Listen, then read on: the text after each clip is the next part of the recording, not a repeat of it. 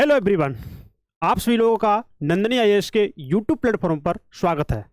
आशा है आप सभी लोग स्वस्थ होंगे, आप सभी लोग अपने पढ़ाई अच्छे से कर रहे होंगे। दोस्तों, आज का हमारा टॉपिक है नाइन्थ, मतलब 9वां अध्याय, क्लास 11th एनसीईआरटी का अध्याय नंबर 9, जिसका नाम है वायुमंडलीय परिसंचरण तथा मौसम प्रणालियां। दोस्तों, क्या आपने सोचा है हर साल मौसम क्यों बदल रहा है? अगर पृथ्वी घूमना बंद कर दे तो मौसम कैसा होगा? क्या आपने यह सोचा है कि सहारा रेगिस्तान में भी बर्फ पड़ सकती है? क्या आप ये जानते हैं कि एक तूफान हजारों किलोमीटर दूर तक बारिश कैसे कराता है? ये सारी चीज आप सीखेंगे इस अध्याय में, जिसका नाम है वायुमंडलीय परिसंचरण तथा मौसम प्रणालियां। दोस्तों, अगर आपने ये टॉपिक आज सीख लिया तो आपकी आधी ज्योग्राफी समझ जाओगे आप। इसके आगे जो चैप्टर होंगे आप उन्हें पढ़ेंगे। इसके पीछे जो चैप्टर हो चुके हैं, अगर आपने उन्हें नहीं देखा तो प्लीज उन्हें देख लीजिए, क्योंकि उनके बिना आपकी ज्योग्राफी आपको समझ नहीं आएगी। क्यों? आपके हर चैप्टर एक दूसरे चैप्टर से लिंक है। ज्योग्राफी की यही तो खासियत बात है, इसका एक अध्याय दूसरे अध्याय से लिंक है। इसलिए आप इसे क्रम से सीरीज से पढ़ें और इसे अपने दोस्तों में भेजें जो तैयारी कर रहे हैं, जरूरी है उनके लिए। तो जैसा कि आप समझेंगे कि इसमें आप देखेंगे वायुमंडलीय परिसंचरण में जो टॉपिक है आपके लिए इंपॉर्टेंट है, और आपकी यूपीएससी में सीधे सीधे यहाँ से फैक्ट सीधे सीधे आप यहाँ से स्टूडेंट पूछे गए हैं। अगर आप पीवाईक्यू लगा रहे होंगे तो आपको पता होगा। चलिए शुरू करते हैं। जैसा कि टॉपिक का नाम है वायुमंडलीय परिसंचरण तथा मौसम प्रणालियाँ, तो शुरू करने से पहले आपसे कहूँगा कि अगर आपने हमारे नंदनी आईएएस के यूट्यूब चैनल को अगर सब्सक्राइब नहीं किया तो प्लीज़ करें इसे, अपने दोस्तों में भेजें, और कोई कमेंट हो, कोई क्वेरी हो तो कमेंट करिए, और अगर आपको वीडियो अच्छी लगे तब से लाइक जरूर करें। चलिए दोस्तों शुरू करते हैं। देखिए अध्याय 9 में पृथ्वी के धरातल पर तापमान का असमान वितरण बढ़ता है। कैसा? असमान मतलब समान नहीं है, हर जगह पर अलग अलग तापमान का वितरण है, कहीं पर कम तो कहीं पर ज्यादा। आप देखेंगे कि जो हमारी पृथ्वी है ये हमारा भूमध्य रेखा क्षेत्र है, यहाँ पर तापमान अधिक होगा, और जैसे जैसे आप विषुवत रेखा से आप ध्रुव की तरफ जाओगे ना तो यहाँ पर तापमान कम होता जाएगा। ठीक है ना? अब सारी चीज समझेंगे हम इसमें। देखिए, वायु गर्म होने पर फैलती है, मतलब वायु गर्म होगी तो उसके अंदर जो भी पार्टिकल होते हैं वायु के, उसके दूरी बढ़ती है गर्म होने पर, और जब उसका तापमान कम होता है तो सिकुड़ती है वायु। ठीक है? तो ठंडी होने पर सिकुड़ती है, इससे वायुमंडलीय दाब में भिन्नता आती है। ठीक है? वायु के गर्म होने से और वायु के ठंडे होने से आपके वायुमंडलीय दाब में भिन्नता आती है, और इसी वायु से आपके चक्रवात बनते हैं, आपके मौसम बदलता है, आपके मानसून बनते हैं, बारिश होती है, वाताग्र, ठीक है, टोर्नाडो, जो भी चक्रवात बनते हैं, एल नीनो, ला नीनो, सब इन्हीं वजह से बनते हैं, वायु के ठंडा होना और गर्म होने से। ठीक, इसके परिणाम स्वरूप वायु गतिमान होकर अधिक दाब वाले क्षेत्रों से न्यून दाब वाले क्षेत्रों में प्रवाहित होती है। मतलब आपकी वायु हाई प्रेशर से लो प्रेशर की तरफ जाती है, मैंने कई बार बताया है। ठीक है? आप जानते हैं कि 36 गतिमान वायु ही पवन, मतलब अगर पवन आपकी ऐसे बहती है यूं करके 36, तो ये पवन है, तो आप इसे पवन बोलेंगे। मतलब हाई प्रेशर से वायु आपकी लो प्रेशर की तरफ जाएगी, तो जो आपको अनुभूति होगी, जो आपको महसूस होगा ना, तो वो पवन कहलाएगी। वायुमंडलीय दाब यह भी निर्धारित करता है कि कब वायु ऊपर उठेगी। ये क्या करता है? निर्धारित, ये वायुमंडलीय दाब। अगर वायुमंडलीय दाब अगर अधिक है ऊपर से तो वो कहाँ उठेगी बताओ? मतलब अगर आपकी वायु गर्म हो रही है तो वो उसका प्रसारण होगा, हल्की होगी, वो वायुमंडलीय दाब कम होगा तो आपकी वायु ऊपर उठेगी। तापमान कम है तो वायु ऊपर से नीचे बैठती है, वायुमंडलीय दाब बढ़ता है, ये बात है। पवनें पृथ्वी पर तापमान व आर्द्रता का पुनर्वितरण करती है। अब ये पवन जो है, पवनों का काम क्या है? पृथ्वी पर तापमान और वह आर्द्रता, जैसे हम बोलते हैं जहां पर वायु में नमी की होती है, वायु में नमी होती है, वो हमारी आर्द्रता होगी, तो आर्द्रता का पुनर्वितरण करते हैं, मतलब एक स्थान से दूसरे स्थान में इसका वितरण करते हैं। कौन? पवनें, जिससे पूरी पृथ्वी का तापमान स्थिर बना रहता है। देखिए, पूरा सारांश उन्होंने कितने बीच में समझा दिया है। ऊपर उठती हुई आर्द्र वायु का तापमान कम हो जाता है। जब वायु ऊपर उठेगी ना तो उसके आर्द्रता, तापमान वो भी तो कम होगा ना, होगा, ये बात है।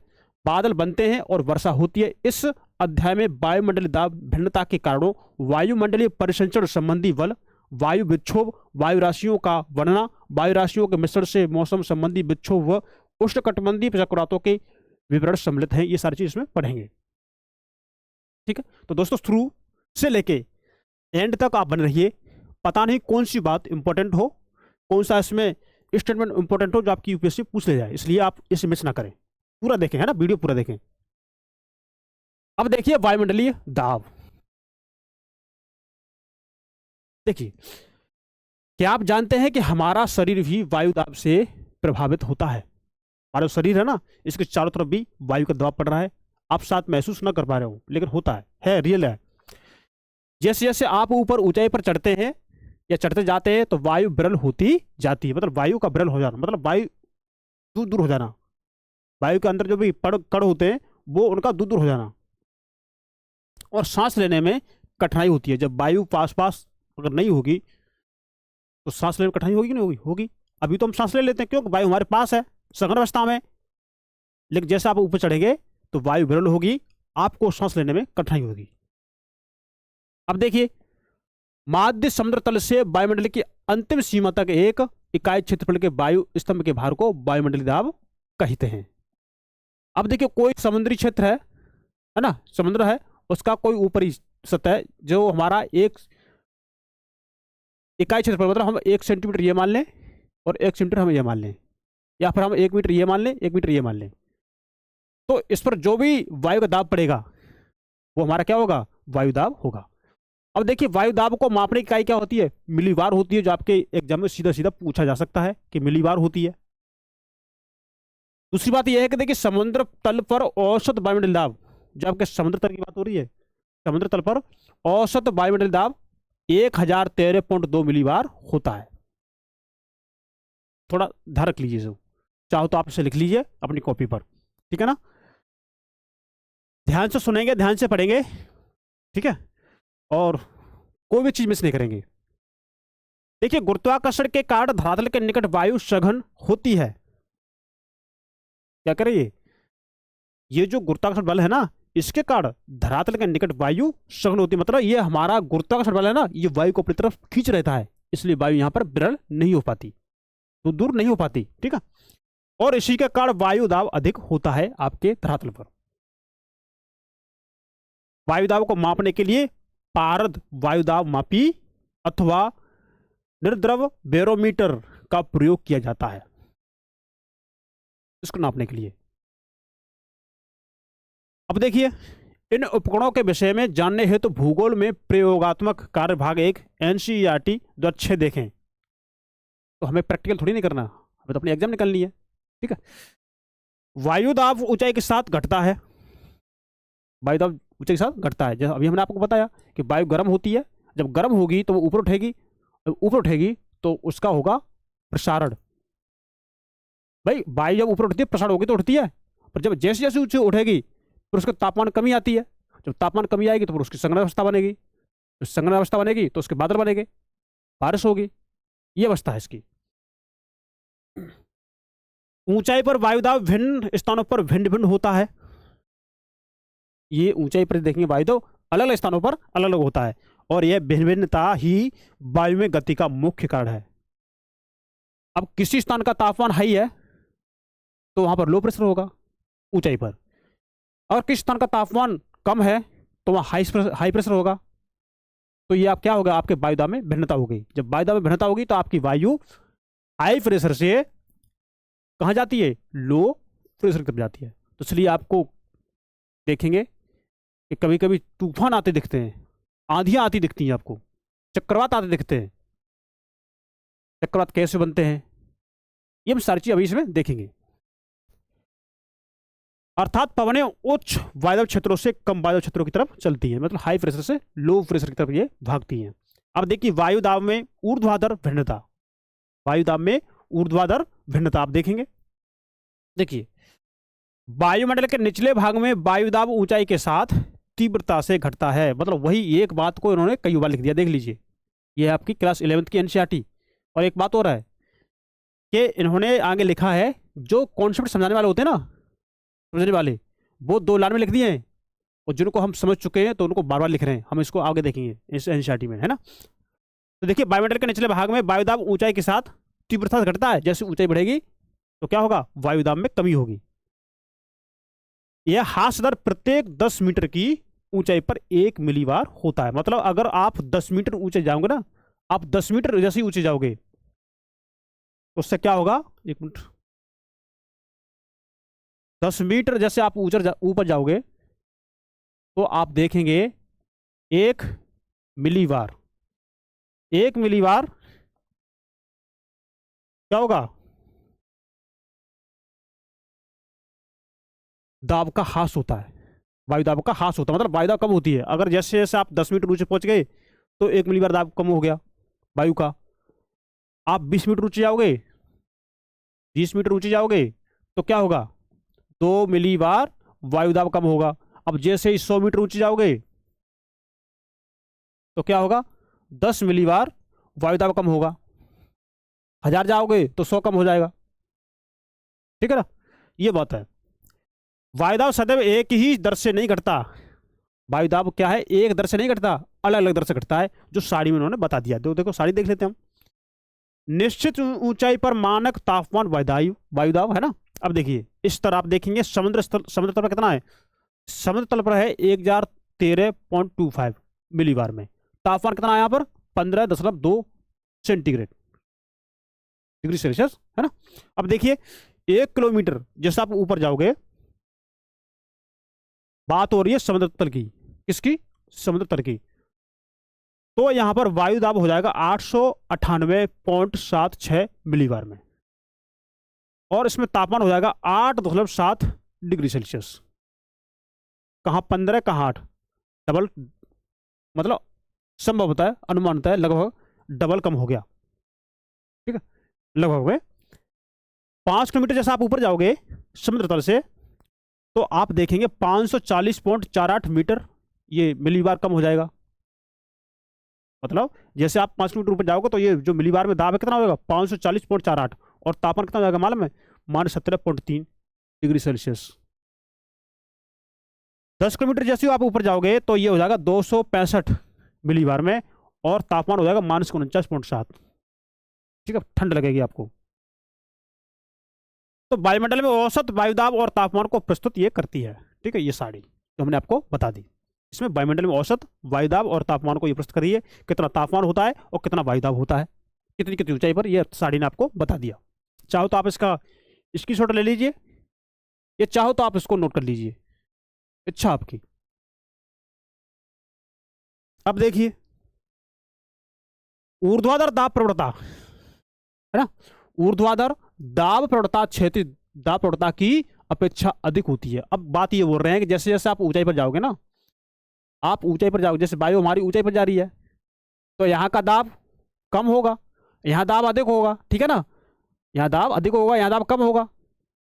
तो इनमें जो अंतर होता है ना दाब में, तो ये होती है आपकी दाब प्रवणता। तो ये हो गई हमारी ऊर्ध्वाधर दाब प्रवणता। और हमारी देखिए, एक होती क्षैतिज, मतलब हमारी वायु ऐसे बह रही है होकर के, ये बह रही है वायु, ये वायु हमारी जा रही है हाई प्रेशर से लो प्रेशर की तरफ भाग रही है हमारी वायु। तो यहाँ का दाब और यहाँ के दाब में जो अंतर होगा तो वो हमारा होगा क्षैतिज दाब प्रवणता। उम्मीद है अब आपको ये कॉन्सेप्ट समझ में आ गया होगा। अब बात ये है, अब ये बोल रहे हैं ये कि ऊर्ध्वाधर दाब प्रवणता क्षैतिज दाब प्रवणता की अपेक्षा अधिक होती है। मतलब ये जो दाब प्रवणता ना, ये ऊर्ध्वाधर, ये दाब प्रवणता इस क्षैतिज दाब प्रवणता की अपेक्षा अधिक होती है, ऊर्ध्वाधर वाली। ठीक है ना, क्यों होती है, देखिए, जब ये अधिक होती है ऊर्ध्वाधर तो हवा ऊपर ही क्यों उठ जाती सारी, वहां पर यहां से वहां क्यों बहती है, बताइए, रीजन आप समझेंगे, पढ़िए थोड़ा, देखिए।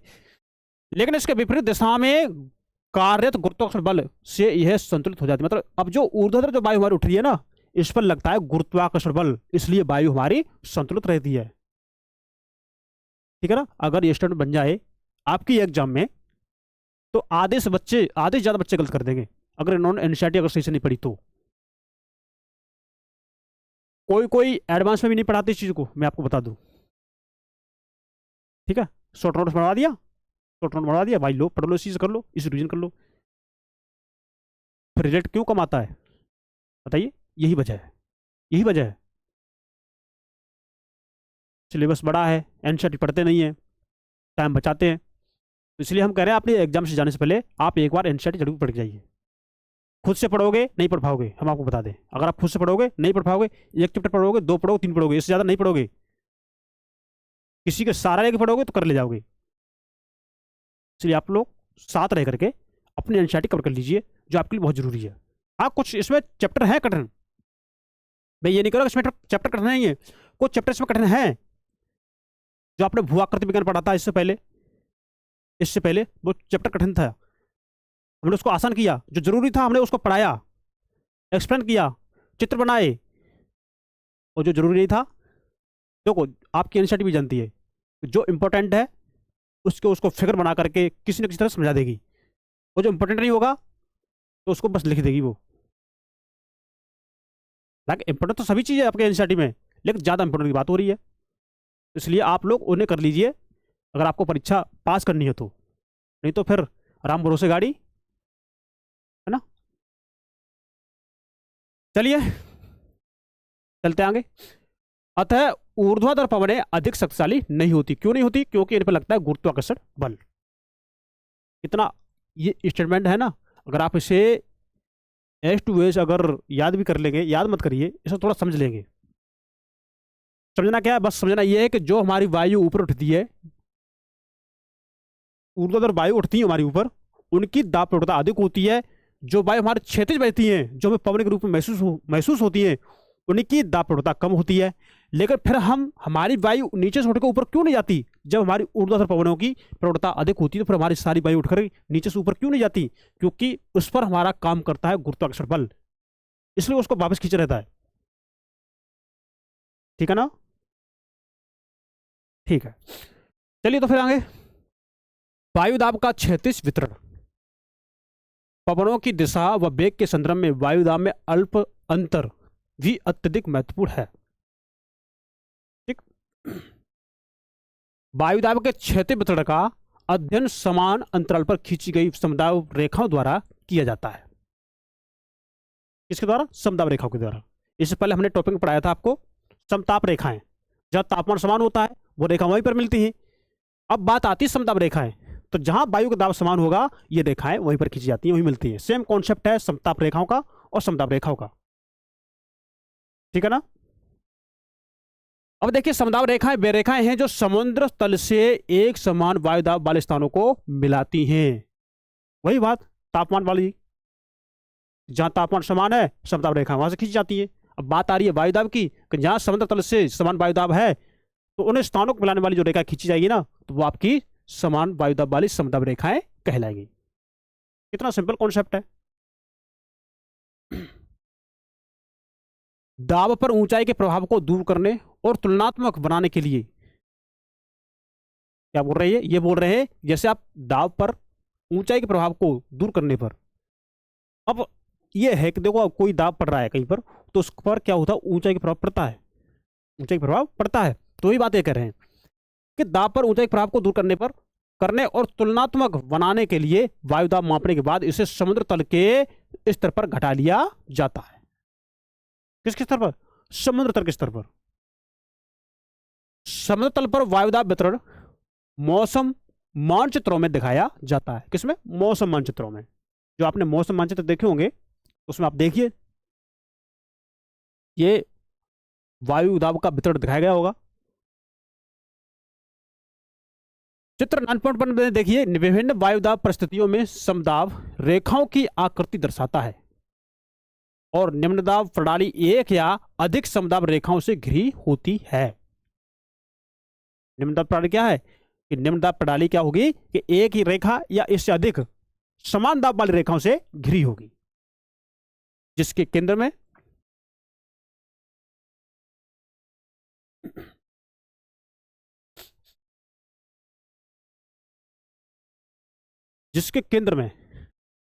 निम्न वायुदाब होता है और उच्च दाब प्रणाली में भी एक या अधिक समदाब रेखाएं होती हैं।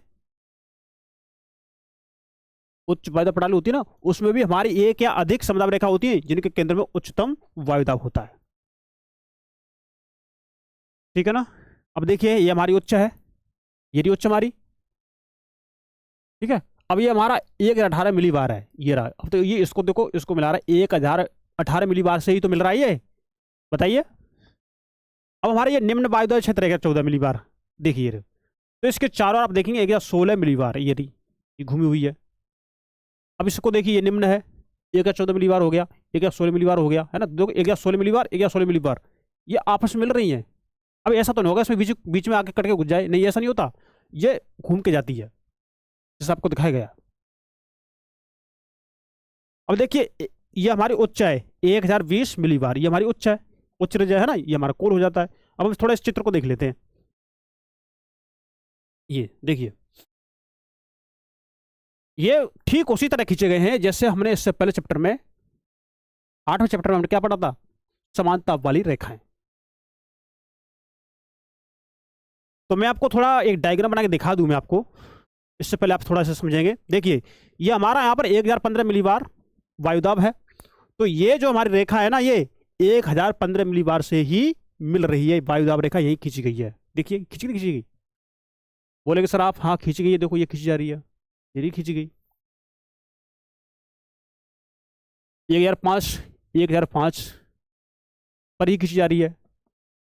अब हाँ एक बात और देखिए, यहाँ पर ये हमारी 1000 निम्न वायुदाब है ये, तो 1000 निम्न वायुदाब के ऊपर से ही इससे अधिक वायुदाब वाली रेखा जाएगी, न कि उसके बीच में से। जैसे ये गई, ये देखो 1005 ने 1001 मतलब 1005 मिली बार रेखा जो है हमारी 1000 निम्न वायुदाब रेखा वाली के ऊपर से होती हुई गई है। देखो यह मिलाया कि सेम पॉइंट, नहीं समझे आप? मेरा कहने मतलब ये है कि जैसे 1000 ये है हमारी 1000 निम्न वायुदाब वाली रेखा आपस में मिली हुई है, देखिए है ना, ये आपस में मिली हुई है। अब इससे ऊपर वायुदाब कितना हमारा 1005, तो वो 1005 वायुदाब है, वो हमारा यहां से लेकर के इसके ऊपर से गया है, देखो ये रहा, ठीक है।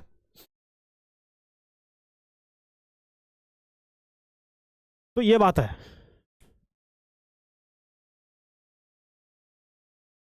तो बात ये है कि हमारी जो ये इसकी डायरेक्शन है, ये आप देखेंगे, ये रही, ठीक है। और इसी तरह से आप देखेंगे ये हमारा इसने मिलाया है, देखिए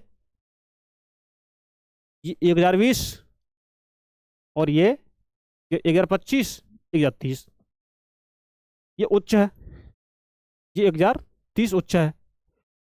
अब हम थोड़ा इसमें आपको हम एक चीज बता दें, देखिए ये बता दे रहे हम आपको, जैसे आपकी पृथ्वी है, मान लेते हैं ये पृथ्वी है, ठीक है। अब ये पृथ्वी हमारी विषुवत रेखा क्षेत्र है बीच में, जो मैंने लाइन खींच दी, भूमध्य रेखा बोल दो आपसे, ये कर्क रेखा हो गई आपकी, और ये आपकी मकर रेखा हो गई। अब आपको पता है कि हमारे सूर्य की रोशनी कर्क रेखा और मकर रेखा के बीच में पड़ती है, अधिक मात्रा में हमें सूर्य की रोशनी प्राप्त होती है कर्क रेखा मकर रेखा के बीच में। और देखिए एक बात हम आपको बता दें, अगर आपका जुलाई का महीना है तो आपका सूर्य कहाँ होगा, कर्क रेखा के पास होगा, कहाँ होगा, कर्क रेखा के पास होगा, ठीक है ना। तो देखिए, और आप सभी लोग ये भी जानते हैं, क्या जानते हैं, आप सभी लोग ये भी जानते हैं कि हमारे उत्तरी गोलार्ध में स्थल खंड अधिक है, स्थल भाग अधिक है। तो आप ये भी जानते हैं कि हमारा स्थल भाग है ना, वो सूर्य की रोशनी प्राप्त करके अधिक जल्दी गर्म होता है और अधिक जल्दी ठंडा होता है अपेक्षा जल के भाग की। तो हमारा जल का भाग है वो धीमे ठंडा होता है और धीमे गर्म होता है। मतलब यह है कि सूर्य से आने वाले प्रकाश को धीमे धीमे ऑब्जर्व करेगा और धीमे धीमे उसको निकालेगा। स्थल भाग क्या करेगा, सूर्य से आने वाले प्रकाश को जल्दी सोखता है और जैसे उसका प्रकाश कम हुआ उसको निकालना शुरू जल्दी से कर देता है। तो जब हमारा यहाँ पर मार्च ये जुलाई के महीने में अगर हमारा सूर्य कर्क रेखा पर होगा तो यहाँ का तापमान स्थल खंड है ना, तो स्थल खंड पर जो हमारा तापमान होगा ना, वो तो तापमान अधिक होगा कि नहीं होगा, बोलो सर हाँ होगा अधिक। तो आप देखेंगे जहां इसके आसपास स्थल खंड है ना, इसके स्थल खंड पर सूर्य दिन के समय मिलने वाला तापमान है, तो समान स्थान पर आप देखेंगे समान अक्षांश पर उस तापमान पर समान तापमान के अनुसार समदाब रेखाएं खींची जाएंगी, ठीक है। अब बात होती है स्थल भाग इसकी समुद्र वाले भाग की, स्थल जली वाले भाग की, किसकी, जली वाले भाग की। जलीय वाला भाग अगर होगा तो वो धीमे धीमे ठंडा होता है, धीमे धीमे गर्म होता है, तो जो जली वाली जो भाग की रेखाएं होंगी तो वो उन्हीं स्थान पर तो खींच जाएगी जहां दाब समान है। ठीक है ना। तो यही स्थिति उन्होंने वहां पर दर्शा दी गई है। अब जा आप अपना देखिए मैप उठा के, हमारा कर्क रेखा पर सूर्य पड़ रहा है, तो ऐसे कौन कौन से देश है जो उसके ऊपर बसे हुए हैं। ठीक है, कौन सा सूर्य की रोशनी प्राप्त कर रहा है समान उसमें दाब में, समान तापमान में, और कौन सा जलीय भाग है जो समान रूप से ऊष्मा प्राप्त कर रहा है। और आपको यह भी पता है कि हमारी हवा यानी वायु जितना अधिक तापमान ग्रहण करेगी ना उतनी हल्की होगी, वो उतना उसका दाब कम होगा। अब तो काफी देर होगी ना बोलते बोलते, समझ में आ गया होगा अब तो। बस उसी के अनुसार ये सारी चीजें खींच गई हैं। अब हम जब हमारा सूर्य मकर रेखा पर आता है ना हमारे जनवरी के महीने में, जनवरी के महीने में, तो यहां तापमान अधिक हो गया, हमारा दक्षिणी भाग में जली भाग अधिक है, जली भाग अधिक है, तो यहां पर जो भी रेखाएं खींची जाएंगी तो जहां जहां तापमान अधिक हो रहा है समान तापमान पर देखेंगे जहां वायुदाब समान हो रहा है तो वहां रेखाएं खींची जाएंगी। ठीक है, ये मान लीजिए। तो इसमें यही कॉन्सेप्ट है और उसमें कुछ नहीं है, और सेम वही बात दे रखी है जैसे कि हमने समताप रेखाएं खींची थी ठीक वैसे ही, और उन्होंने ऐसे ही बता दिया। देखिए हाँ, अब देखिए यहाँ पर जो समान समान रेखा खींची जा रही है क्योंकि इस स्थिति में यहाँ का तापमान समान है। देखिए 1000 मिलीबार, देखिए 1000 मिलीबार तक ये खींच दी गई है ना, 1005 मिलीबार देखिए यहाँ खींच दी गई, 1000 पर देखिए ये खींच दी गई। तो वही तो है सेम, क्या इसमें अलग है बताइए, कुछ नहीं है। तो ये था बाबूजी हमारा काम, है ना, हमारा टॉपिक की जो इंपॉर्टेंट बातें थी जो हमने आपको इस टॉपिक की बता दी। अब देखते हैं इस टॉपिक में और क्या बचा है, हम उसको देखेंगे। कॉन्सेप्ट था हमने आपको बता दिया, फिर भी अगर आपको समझ में ना आ रहा हो तो ये वीडियो आपके पास है, इसको एक बार और देख लीजिए, समझ में आ जाएगा। ठीक है, अब ये तो है नहीं कि सर पूरा क्लास का इसी में पढ़ा दे, इस ये जो चैप्टर है ना ये इसके अलग से क्लास लगती है एडवांस में, तब हो पाता ही है। और एक क्लास कम से कम रखोगे, फिर भी 1.5 घंटे की रखोगे तब तुम्हारे 2 टॉपिक हो पाएंगे उसमें अच्छे से डिटेल से। ठीक है, तो फिर भी हमने आपको बहुत बता दिया, जो साथ आपको कोई और बताए। ठीक है, देखिए विषुवत वृत्त के निकट वायुदाब कम होता है, ये तो आपको पता है। अरे देखो मैंने अभी जो बात बताई है उसको थोड़ा समझिए, वही बात उन्होंने लिख दी है इस सेल्साइड की, यही तो खूबी है कि विषुवत वृत्त के निकट वायुदाब कम होता है और इसे विषुवती निम्न अवदाब क्षेत्र कहते हैं, बोलते इक्वेटोरियल लो के नाम से जाना जाता है। और 30 अंश उत्तरी एवं 30 दक्षिणी अक्षांशों के साथ उच्च दाब क्षेत्र पाए जाते हैं जिन्हें उपोष्ण उच्च वायुदाब क्षेत्र कहा जाता है। ये आपको पल्ले भी नहीं पड़ रहा होगा ये क्या बोल रहे हैं सर, अभी पढ़ेगा पल्ले, हम सब बताएंगे आपको, थोड़ा ध्यान रखिए, है ना, थोड़ा ध्यान रखिए और थोड़ा इसको पढ़ लीजिए। पुनः ध्रुवों की तरफ 60 अंश उत्तरी एवं 60 दक्षिणी अक्षांशों पर निम्न वायुदाब पेटियां हैं। ठीक है, जिन्हें अधो ध्रुवीय निम्न दाब पट्टियां कहते हैं, मैं आपको बता ही देता हूं। तो ठीक है, अब ये जगह भी तो नहीं है यहाँ पर बताने के लिए आपको, तो मैं आपको यही बता दे रहा हूँ, इस जगह पर थोड़ा, इस जगह पर थोड़ा ध्यान रखिए। और कलर कर रहा हूँ अपना चेंज, अपना कलर चेंज कर रहा हूँ इसका, मैं लेता हूँ ये वाला, ये देखिए दोस्तों, ध्यान से देखिए, देखिए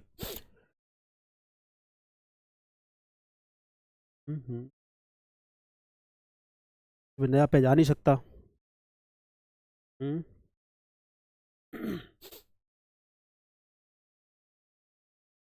एक मिनट एक मिनट एक मिनट, यह बता दे रहा हूँ। ठीक है, देखिए हमारी ये पृथ्वी ऐसे है, मान लेते हैं हमारी ये पृथ्वी है।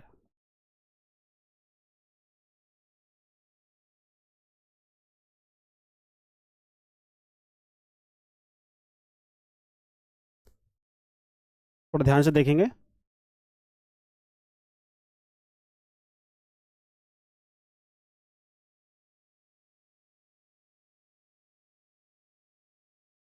दिख रहा है ना, आप बोलोगे सर दिख रहा है, दिखना भी चाहिए। अब ये हमारी रही विषुवत रेखा, विषुवत रेखा क्षेत्र।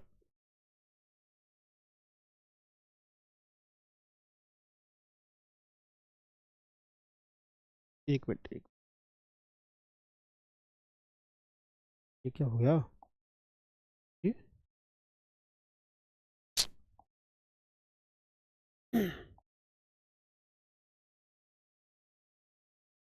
थोड़ा देख लीजिए, है ना, कर लीजिए थोड़ा मैनेज, क्योंकि ये हमारी रही विषुवत रेखा, ये नहीं हमारी ना, ये तो देखिए, ये हमारी विषुवत रेखा, ठीक है। ये वाह है, ये वाला, ये वाह है, ये ता है, ठीक है, ये ता है, थोड़ी जगह की वजह से उस वैसा हो गया है। अब हमें हमारा यहाँ पर है 0 अंश अक्षांश, यहाँ 30 अंश अक्षांश, ठीक है, यहाँ पर 60 अंश अक्षांश, और यहाँ पर हमारा 90 अंश अक्षांश। ये तो आपको समझ में आ रहा होगा ना क्या आ रहा? अरे दिख ही रहा है तो समझ में क्यों नहीं आएगा? ये हमारा 30 हो गया,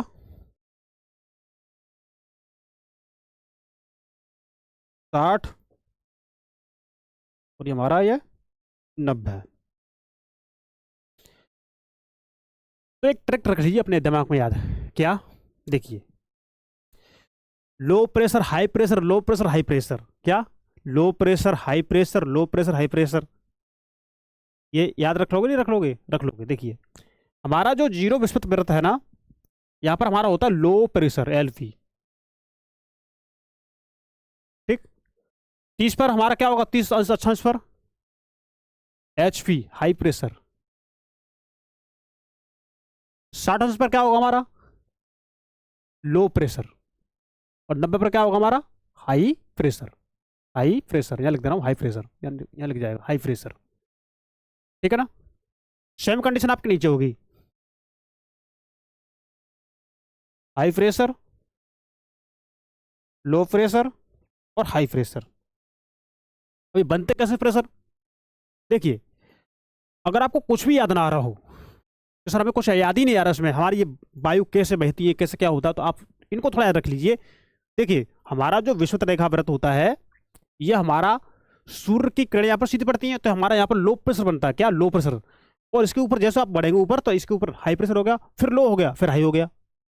मतलब विषुवत रेखा पर आपका 0 अंश जो हमारी विषुवत रेखा है ना, इस पर हमारा प्रेशर लो होता है। क्यों? यहाँ पर तापमान अधिक प्राप्त होता है, ध्रुवों पर हमारा तापमान कम होता है, बहुत कम होता है, इसलिए हमारा यहाँ पर हाई प्रेशर होता है। तो जहां तापमान कम होगा वहां पर हमारा हाई प्रेशर होगा, और जहां तापमान अधिक होगा वहां पर हमारा लो प्रेशर होगा, ठीक है ना। दूसरी बात यह हो रहा है कि जैसे कि वायु ऊपर उठती है और किसी स्थान पर वायु का नीचे गिरना होता है, मतलब वायु का नीचे उतरना होता है, तो उस स्थान पर वायु दाब अधिक होता है। देखिए, अब मैं थोड़ा कर लेता हूं मार्कर का चेंज कलर, ठीक है। मैं ले लेता हूं पीला, पीला ले लिया मैंने। देखिए, अब हमारा ये 30 अंश अक्षांश है, उत्तरी अक्षांश है, तो हमारा जब हाई प्रेशर यहां पर है, तो हाई प्रेशर से हवा हमारी लो प्रेशर की तरफ भागेगी। कहां पर? Low pressure. देखिए, तो ये हमारी हवा आ रही है, ये आ गई हमारी, कहां पर आ रही है? ये हमारी हवा आ रही है विषुवत रेखा की तरफ, हमारे 30 अंश उत्तरी अक्षांश की तरफ से, ठीक है। और हमारे इधर से भी जाएगी, मतलब दक्षिणी गोलार्ध में भी हवाएं हमारी हाई प्रेशर से लो प्रेशर की तरफ आती हैं। देखिए, अब हमारी यहाँ आ गई है कि नहीं आ गई? आ रही है हमारी हवाएं, ये आ गई। थोड़ा ध्यान से समझिए। हाँ, ये तो आपको दिख भी नहीं रहा होगा, हाँ थोड़ा, ये कलर तो आपको दिख भी नहीं रहा होगा, तो मैं ये ले लेता हूँ, ठीक है। वो दिख रहा है ना? आप दिख रहा है, ये रहा। तो ये हमारी जो 30 अंश उत्तरी अक्षांश, मतलब ये है कि 30 अंश से जो भी हवाएं हमारी 0 अंश की तरफ आती है ना, तो वो हमारी हवाएं होती है पूर्वी पवन। कौन सी पवन है? पूर्वी पवन होती है। पूर्वी पवन कैसी होती है? हमारी गर्म हवाएं होती हैं। ये गर्म हवाएं होती हैं तो क्या करती हैं, जैसी जैसी समुद्र के ऊपर से गुजरती है ना, तो ये नमी को अवशोषित कर लेती हैं हवाएं। क्या करती है? ये नमी को अवशोषित करेंगी। तो आप देखेंगे इस क्षेत्र में जो भी महाद्वीप होंगे, जैसे आपका अफ्रीका महाद्वीप मान लीजिए, मान लेते हैं ये है, ठीक है, यहां तक है। तो इसके पूर्वी क्षेत्रों पर बारिश होगी इन पवनों से, इसके पूर्वी क्षेत्र पर बारिश होगी इन पवनों से। तो इसके पूर्वी क्षेत्रों पर इन पवनों से घनघोर बारिश होगी। पर जैसे जैसे पीछे की तरफ आगे बारिश, मतलब ये जैसे जैसे आप इसको देखेंगे, जैसे जैसे महाद्वीप के हम पश्चिम की ओर आएंगे ना, तो इसमें बारिश में कमी होती आएगी। और जैसे जैसे आप देखेंगे पश्चिम साइड में ओर आ जाएंगे ना, तो यहाँ पर क्या होता है, यहाँ पर राजस्थान बन जाता है, मरुस्थल बन जाता है, रेगिस्तान टाइप का मरुस्थल बन जाता है। क्यों? वहाँ बारिश ही नहीं हो पाती। यहाँ बारिश होते होते होते होते इसकी नमी धीमे कम होती गई, कम होती गई, कम होती गई, चक्रवात कम पड़ते गए। आपको ये और बात बता दें कि आपके चक्रवातों की ताकत अब तक कहाँ पर अधिक होती है? समुद्र में अधिक होती है, जलीय भाग में अधिक होती है। और जैसे जैसे ये स्थल पर पहुंच जाते ना, तो इनकी चक्रवात ताकत कम होती जाती है। और ये चक्रवात धीमे धीमे स्थल पर आते आते घूमते घूमते क्या होते हैं? विलीन हो जाते हैं, गायब हो जाते हैं ये। तो ऐसे ही इन्होंने जब हमारी पूर्वी पवन आई होंगी, तो गर्म पवनें थी ना ये, इन्होंने समुद्र से नमी को अवशोषित किया। और देखेंगे कि इस महाद्वीप के पूर्वी भाग पर वर्षा की, वर्षा करते करते करते करते जैसे पश्चिम तक आया या महाद्वीप तक, तो इनकी नमी खत्म हो गई और ये चक्रवाती खत्म हो गई। अब इनके यहाँ से, अब ये महाद्वीप हमारा अफ्रीका महाद्वीप हो गया, या हमारा अमेरिका महाद्वीप हो गया, मतलब दक्षिण अमेरिका महाद्वीप हो गया हमारा। तो आप देखें इनके पश्चिमी तटों पर ठंडी धाराएं बहती हैं, ठंडी जलधाराएं। तो ठंडी जलधारा का काम ये होता है कि जिस क्षेत्र से अगर वो जलधारा जाएगी तो उसके तापमान को ठंडा कर देगी। जब तापमान ठंडा हो जाएगा जल का, तो फिर वो क्या करेगी? तो वो फिर जल को वाष्पित ही नहीं होने देगी। जब जल वाष्पित ही नहीं होगा तो वर्षा कैसे होगी बताओ? जब बादल ही नहीं बनेंगे, जब बादल ही नहीं बनेंगे तो वर्षा कैसे होगी भाई? ये बात, एक बात बताओ, गर्म जल ही तो किसी क्षेत्र में जाकर के उसके तापमान को चेंज करेगा। गर्म जल जब किसी क्षेत्र में जाएगा, किसी जल राशि से मिलेगा, तो उसका तापमान बढ़ेगा। जब तापमान बढ़ेगा तो जल भाप बनेगा, जब भाप बनेगा तो उसके बादल बनेंगे, जब बादल बनेंगे तो उससे बारिश होगी। लेकिन अगर किसी क्षेत्र में अगर किसी क्षेत्र में जल की ठंडी धारा बह रही है, अगर किसी क्षेत्र में जल की ठंडी धारा बह रही है, तो वो उस क्षेत्र के तापमान को, उस क्षेत्र के जल के तापमान को कम करेगी। पर वो जल भाप ही नहीं बनेगा। जब भाप नहीं बनेगा, वाष्प नहीं बनेगा, तो बादल नहीं बनेंगे। जब बादल नहीं बनेंगे तो वर्षा कैसे होगी? तो इसलिए आप देखेंगे महाद्वीपों के पश्चिमी तटों पर क्या होता है? रेगिस्तान टाइप का होता है। कैसा? रेगिस्तान टाइप का। ये कॉन्सेप्ट आपको समझ आ गया होगा, ऐसी मेरी उम्मीद है। अब देखिए, अब जो आपकी ये जो है ना, अब हवाएं जो आपकी आ रही हैं, पूर्वी पवनें जो आ रही हैं, तो ये विषुवत रेखा पर इकट्ठी हो रही हैं। क्या हो रही है? इकट्ठी हो रही है। अरे बहुत बड़ा कॉन्सेप्ट है। कम से कम इसी चीज पर अगर चाहे तो 2 घंटे क्लास हो जाएगी। ना बात को, इसलिए गहरे समझो, ध्यान से समझो। तो जैसे जैसे ये पृथ्वी पर जैसे ये हवाएं आ रही हैं, यहाँ पर इसके केंद्र पर मिल रही हैं हवा आकर के, तो आपको नहीं लगता कि हवाएं यहाँ पर इकट्ठी हो रही होंगी? बोलो सर, हाँ हो रही होंगी, होती हैं। हवाएं इकट्ठी होती हैं यहाँ पर। जब ये हवा यहाँ पर आकर इकट्ठी होती है, और जब आपको पता है, क्या पता है कि सूर्य का प्रकाश हमारे विषुवत रेखा पर अधिक मात्रा में प्राप्त होता है। जब अधिक मात्रा में प्राप्त होता है तो आपको यह भी पता होगा कि ये हवाएं गर्म होकर ऊपर उठेंगी। बोलो हाँ सर, उठेंगी, उठती हैं, उठती हैं हवा ये ऊपर जाकर के। जब हवा ऊपर की ओर उठ की जाएंगी, तो ये ऐसा तो नहीं कि ऊपर तक हवाओं का तापमान समान बना रहे। आप पढ़ चुके साड़ी में कि 10 मीटर ऊपर उठने पर 1 मिलीबार दाब कम होता है, वायु का तापमान भी गिरता है उसका। ठीक है? तो जैसे जैसे ऊपर पर जाएंगे ये, तो इसका तापमान गिरेगा, वायुदाब गिरेगा। और आपको पता है हमारी पृथ्वी पश्चिम से पूर्व घूमती है। जब पश्चिम से पूर्व घूमती है ना, तो ये आपकी हवाएं कहां उतरती हैं? ये 30 अंश अक्षांश पर उतरती है, दोनों साइड पर। तो ये हमारी होती है हेडली केस का, ये होती है हमारी केस का है। ये हवाएं यहां उतरती हैं। जब हवा यहां उतरती है, जब कोई हवा ऊपर से जब नीचे उतरती है ठंडी होकर के, तो उस स्थान पर आप देखेंगे क्या होगा कि वायुदाब अधिक होगा।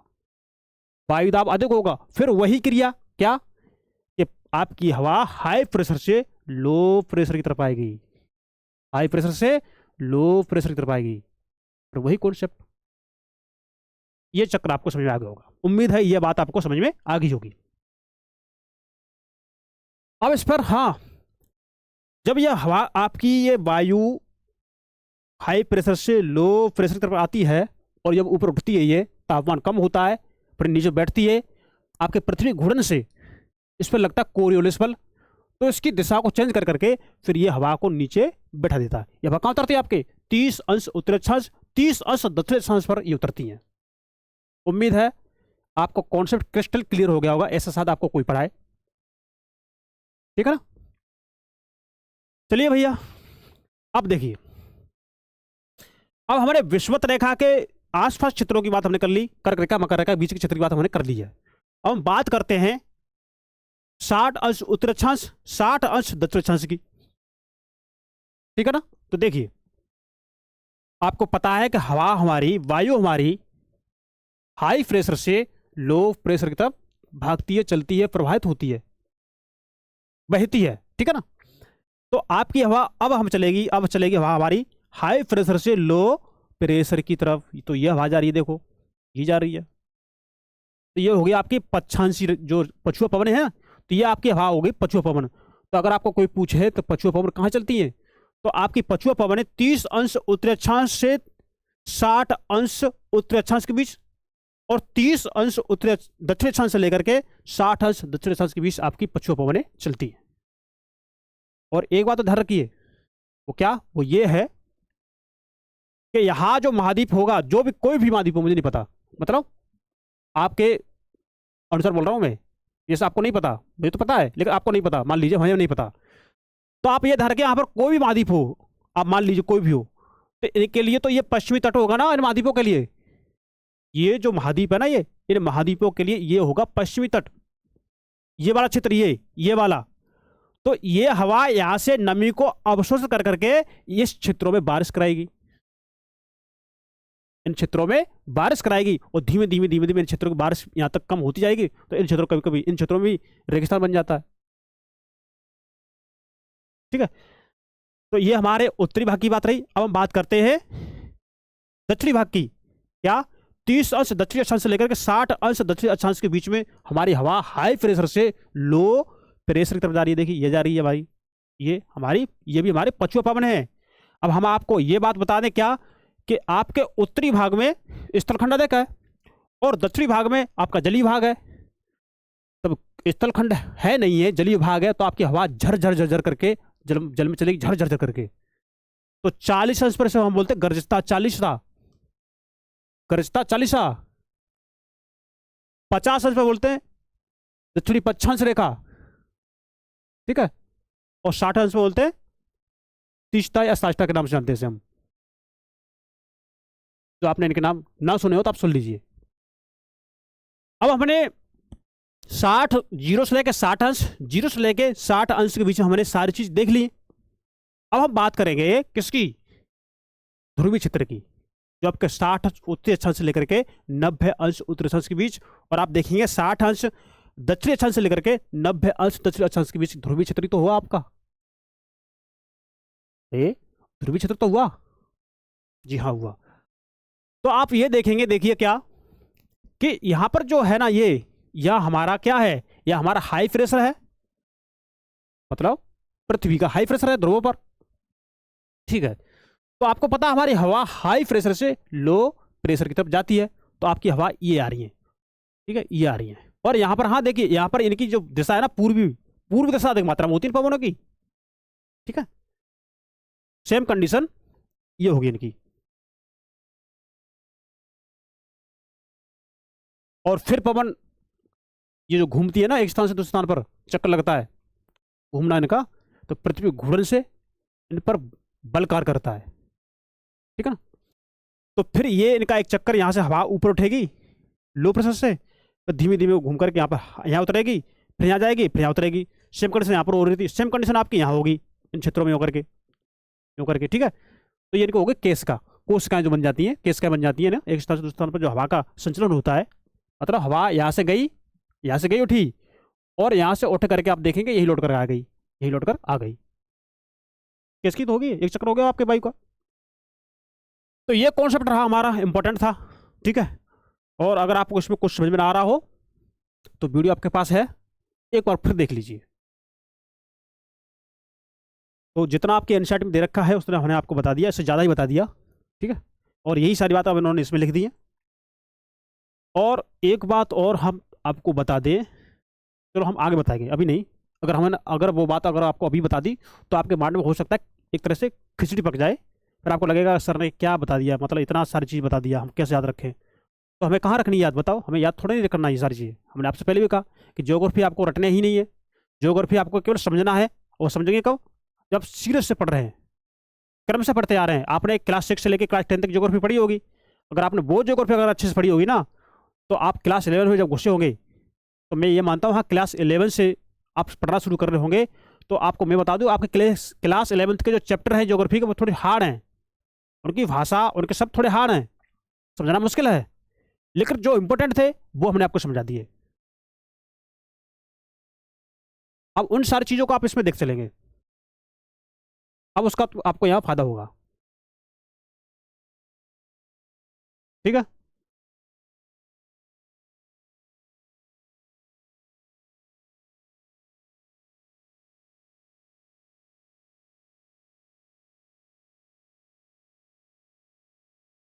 और देखिए,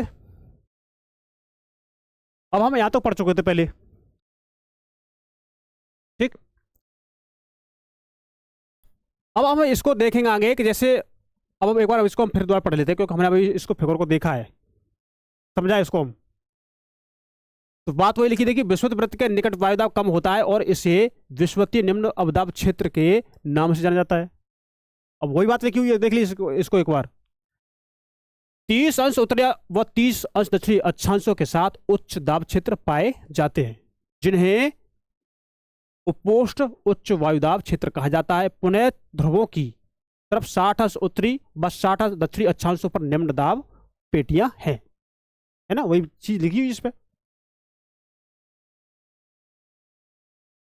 अब देखिए, उत्तरी व 60 दक्षिणी अक्षांशों पर निम्न दाब पेटियां हैं, जिन्हें अर्धो ध्रुवीय निम्न दाब पेटियां कहते हैं। ध्रुवों के निकट वायुदाब अधिक होता है और इसे ध्रुवीय उच्च वायुदाब पट्टी कहते हैं।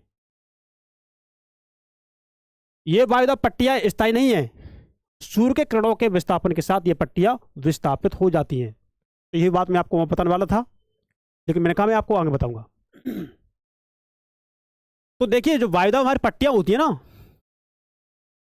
तो जैसे विषुवतीय क्षेत्रों की बात हो रही है, तो वहां पर सूर्य का प्रकाश अधिक प्राप्त होता है। और आपको पता है कि जब सूर्य का प्रकाश अधिक प्राप्त होता है तो उसका वायुदाब कम होता है। क्यों? वायु हमारी ऊपर उठती है। अगर वायुदाब अगर हमारा कम ना होता तो वायु ऊपर कैसे उठती, बताइए। तो विषुवतीय रेखी क्षेत्र में आप देखेंगे यानी कि वायुदाब जो पट्टियां हैं वो ऊपर भी खिसक जाती हैं, ध्रुवीय तरफ। क्यों? क्योंकि विषुवत रेखा में तापमान अधिक हो गया तो ये पट्टियां ऊपर खिसक गई। ठंड का महीना आएगा तो फिर ये आपकी जो पेटियां होंगी ये दक्षिण की तरफ खिसक आती हैं, क्योंकि ठंड के महीने में, ठंडे के तापमान में, ठंडे तापमान में इनकी पट्टियां पर जो दाब बनता है वो अधिक बनता है। इसलिए बस ये बात मुझे यहाँ बतानी थी जो मैंने आपको यहाँ बता दी। उत्तरी गोलार्ध में शीत ऋतु में ये पट्टियां दक्षिण की ओर तथा ग्रीष्म ऋतु में ये उत्तर दिशा की ओर खिसक जाती हैं। अब देखिए, पवनों की दिशा व वेग को प्रभावित करने वाले बल, आप यह जानते ही हैं कि वायुमंडलीय दाब में भिन्नता के कारण वायु गतिमान होती है। यह कितनी बार इन्होंने बात लिख दी है। इस क्षैतिज गतिज वायु को पवन कहते हैं। पवन उच्च दाब से कम, पवन उच्च दाब से कम,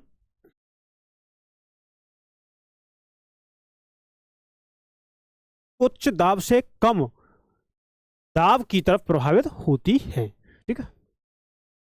भूतल पर धरातलीय विषमताओं के कारण घर्षण पैदा होता है जो पवनों की गति को प्रभावित करता है। इसके साथ पृथ्वी का घूर्णन भी पवनों के वेग को प्रभावित करता है, जिसमें मैंने आपको बताया। पृथ्वी के घूमने से तभी तो ये आपकी वायुदाब पेटियां ऊपर नीचे होती हैं। आपको जैसे आपका कोरियस बल हो गया, कोरियस बल हो गया तो क्या करते हैं कोरियस बल, ये करते हैं कि आपके जो भी वायु है, अगर आपका कोरियस बल नहीं लगता तो आपकी वायु विषुवत रेखा के ऊपर ही उठती और वही बैठती। लेकिन अब ये ध्रुवीय क्षेत्र पर उतर रही है, मतलब उपोष्ट अक्षांश क्षेत्र पर उतर रही है। 30 अंश उत्तरी अक्षांश पर और 30 अंश दक्षिणी अक्षांश पर उतर रही है। क्यों? क्योंकि कोरियस बल की वजह से। सारी बात आप समझ चुके हैं। तो पृथ्वी के घूर्णन पर द्वारा लगने वाले बल को कोरियोलिस बल कहा जाता है और अतः पृथ्वी के धरातल पर क्षैतिज पवनों के 3 संयुक्त प्रभावों का परिणाम है। दाब प्रवणता प्रभाव, घर्षण बल तथा कोरियोलिस बल है।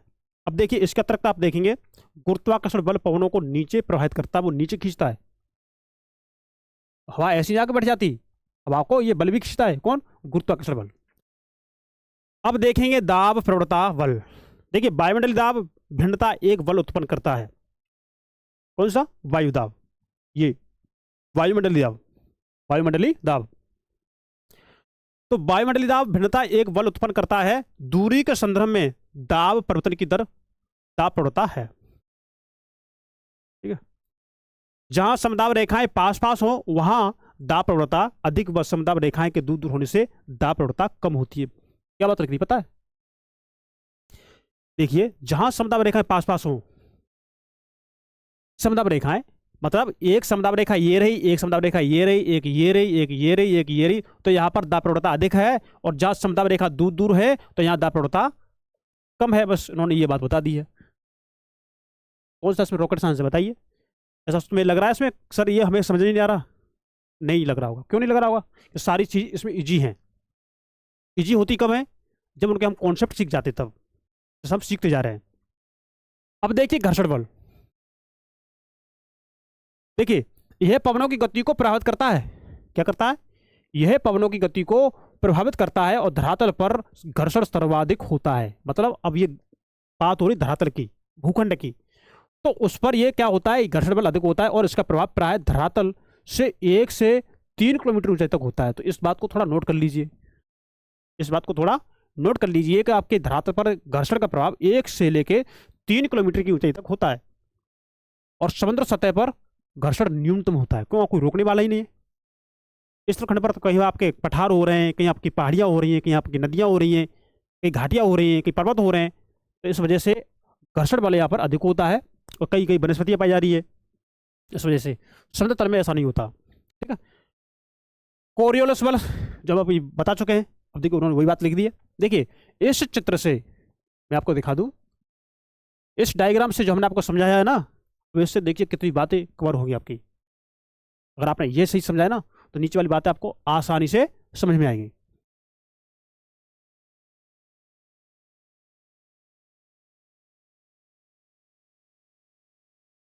देखिए पृथ्वी का अपने अक्ष पर घूर्णन पवनों की दिशा को प्रभावित करता है। क्या करता है?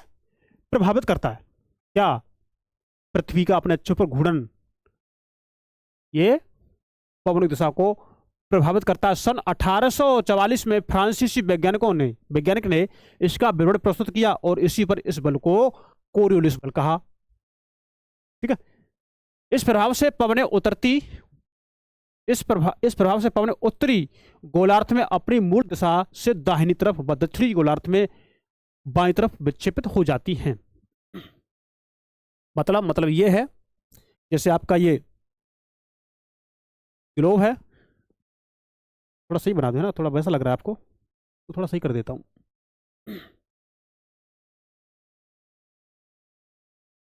ये रहा ग्लोब आपका। ठीक है ना, ये 0 अंश अक्षांश रेखा है। तब ये कह रहे हैं कि हमारी पृथ्वी पश्चिम से पूर्व घूमती है। हमारी पृथ्वी ऐसी तो घूमती है पश्चिम से पूर्व। क्यों भाई? आपकी पृथ्वी पश्चिम से पूर्व भी तो घूमती है।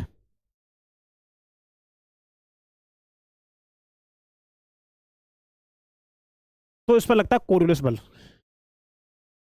अब आप ये देखिए,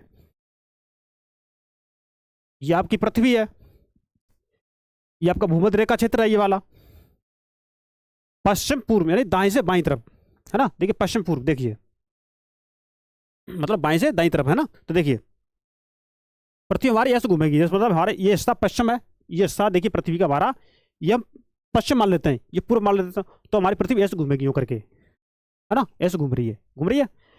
अब इस पर हवा, अब इस पर सूर्य का प्रकाश पड़ रहा है सामने से, इस क्षेत्र पर हवा ऊपर उठ रही है गर्म होकर के, पृथ्वी हमारे पश्चिम से पूर्व घूम रही है। तो आपको क्या नहीं लगता कि पृथ्वी घूमने से इसकी जो वायु ऊपर उठ रही है उसकी दिशा चेंज होगी, अब अग्रसर होगी।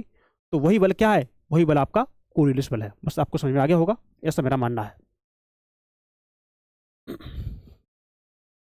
ठीक है।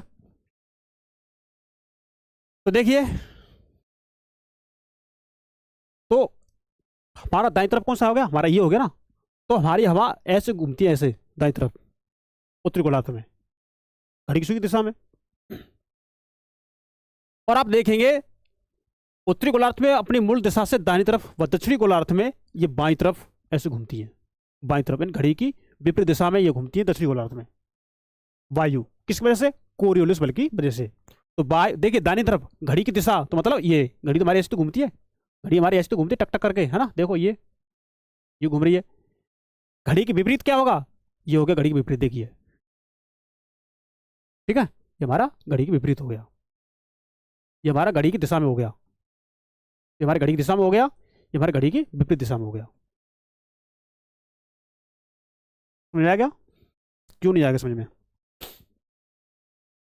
अब देखिए क्या है आगे, जब पवनों का वेग अधिक होता है तब विक्षेपण भी अधिक होता है और कोरियोलिस बल अक्षांशों के कोण के सीधा समानुपाती में बढ़ता है। यह ध्रुवों पर सर्वाधिक और विषुवत वृत्त पर अनुपस्थित होता है। विषुवत पर क्या होता है, अनुपस्थित होता है, और ध्रुवों पर अधिक मात्रा में होता है। कोरियोलिस बल दाब प्रवणता के समकोण पर कार्य करता है। दाब प्रवणता बल समदाब रेखाओं के समकोण पर होता है। जितनी दाब प्रवणता अधिक होगी पवनों का वेग उतना ही अधिक होगा। मतलब जितना ही एक स्थान के दूसरे स्थान में दाब में अंतर होगा ना, जितना अधिक, उतनी ही पवन की गति अधिक होगी। किसकी, पवन की गति। और पवनों की दिशा उतनी ही अधिक विक्षिप्त होती है। इन दो बलों के एक दूसरे से समकोण पर होने के कारण निम्न दाब क्षेत्रों में पवनें इसी के इर्द गिर्द बहती हैं। ठीक है। अब देखिए, विषुवत वृत्त पर कोरियोलिस बल शून्य होता है और पवनें समदाब रेखाओं के समकोण पर बहती हैं। किसके, समदाब रेखाओं के समकोण पर बहती हैं। समान दाब की जो रेखा है ना, समान दाब की जो रेखा है ना, उसका जो समकोण है ना, इस पर बहती है। क्योंकि यहां पर तो जो हमारा कोरियोलिस बल है ना, इसका मान शून्य हो रहा है, इसलिए जो हमारी जो रेखा है समान दाब की, जो भी हमारी वायु है, उसके समकोण पर बहती है। अतः निम्न दाब क्षेत्र और अधिक गहन होने की बजाय पूर्त हो जाता है। यही कारण है कि विषुवत वृत्त के निकट उष्णकटिबंधीय चक्रवात नहीं बनते हैं। इसलिए आप देखेंगे कि विषुवत रेखा है ना, विषुवत रेखा यानी आप देखेंगे कि जैसे आपकी ये विषुवत रेखा है, ये ग्लोब है आपका, मैं थोड़ा सही कर दूं इसे, देखिए इससे आपका ये ग्लोब है, पृथ्वी आपकी है। तो पृथ्वी का जो विषुवत रेखा है ना, इसके 0 अंश से लेकर के 5 अंश उत्तरी और 5 अंश दक्षिणी भाग में, ठीक है, इनमें यहां तापमान अधिक होता है, तो यहां पर कोई कोरियोलिस बल होता ही नहीं है। तो वहां पर हवा बहती है अपने समान दाब के समकोण पर। ये बात बता दी। तो ये निकट उष्णकटिबंधीय चक्रवात यहाँ पर नहीं बनते। तो जो चक्रवात बनते ना, वो चक्रवात यहाँ पर नहीं बनेंगे 0 से लेकर 5 अंश उत्तरी 5 अंश दक्षिणी भाग में। ठीक है ना। अब देखिए अगला क्या है इसमें, वायुदाब व पवने। वायुदाब व पवने, देखिए पवनों का वेग व उनकी दिशा पवनों को उत्पन्न करने वाले बलों का परिणाम है। क्या है, परिणाम है। पृथ्वी की सतह से 2 से 3 किलोमीटर, देखिए इस साइड आते हैं, तो इसको हम समझेंगे साइड को बाद में, है ना। तो देखिए पवनों का वेग व उनकी दिशा पवनों को उत्पन्न करने वाले बलों का परिणाम है। पृथ्वी की सतह से 2 से 3 किलोमीटर, 2 से 3 किलोमीटर की ऊंचाई पर ऊपरी वायुमंडल में पवनें धरातली घर्षण के प्रभाव से मुक्त होती हैं। जब पवनें आपके वायुमंडल में 2 से 3 किलोमीटर ऊपर पहुंच जाएंगी, तो जो पृथ्वी पर जो घर्षण बल है ना स्थलखंड पर, ये उससे मुक्त हो जाएंगे। उन्होंने ये बात कही है। और मुख्यतः दाब प्रवणता तथा कोरियोलिस बल से नियंत्रित होती है। किससे, दाब प्रवणता से और कोरियोलिस बल से। जब समदाब रेखा सीधी हो और घर्षण का प्रभाव ना हो, तो दाब प्रवणता बल कोरियोलिस बल से संतुलित हो जाता है। ठीक है।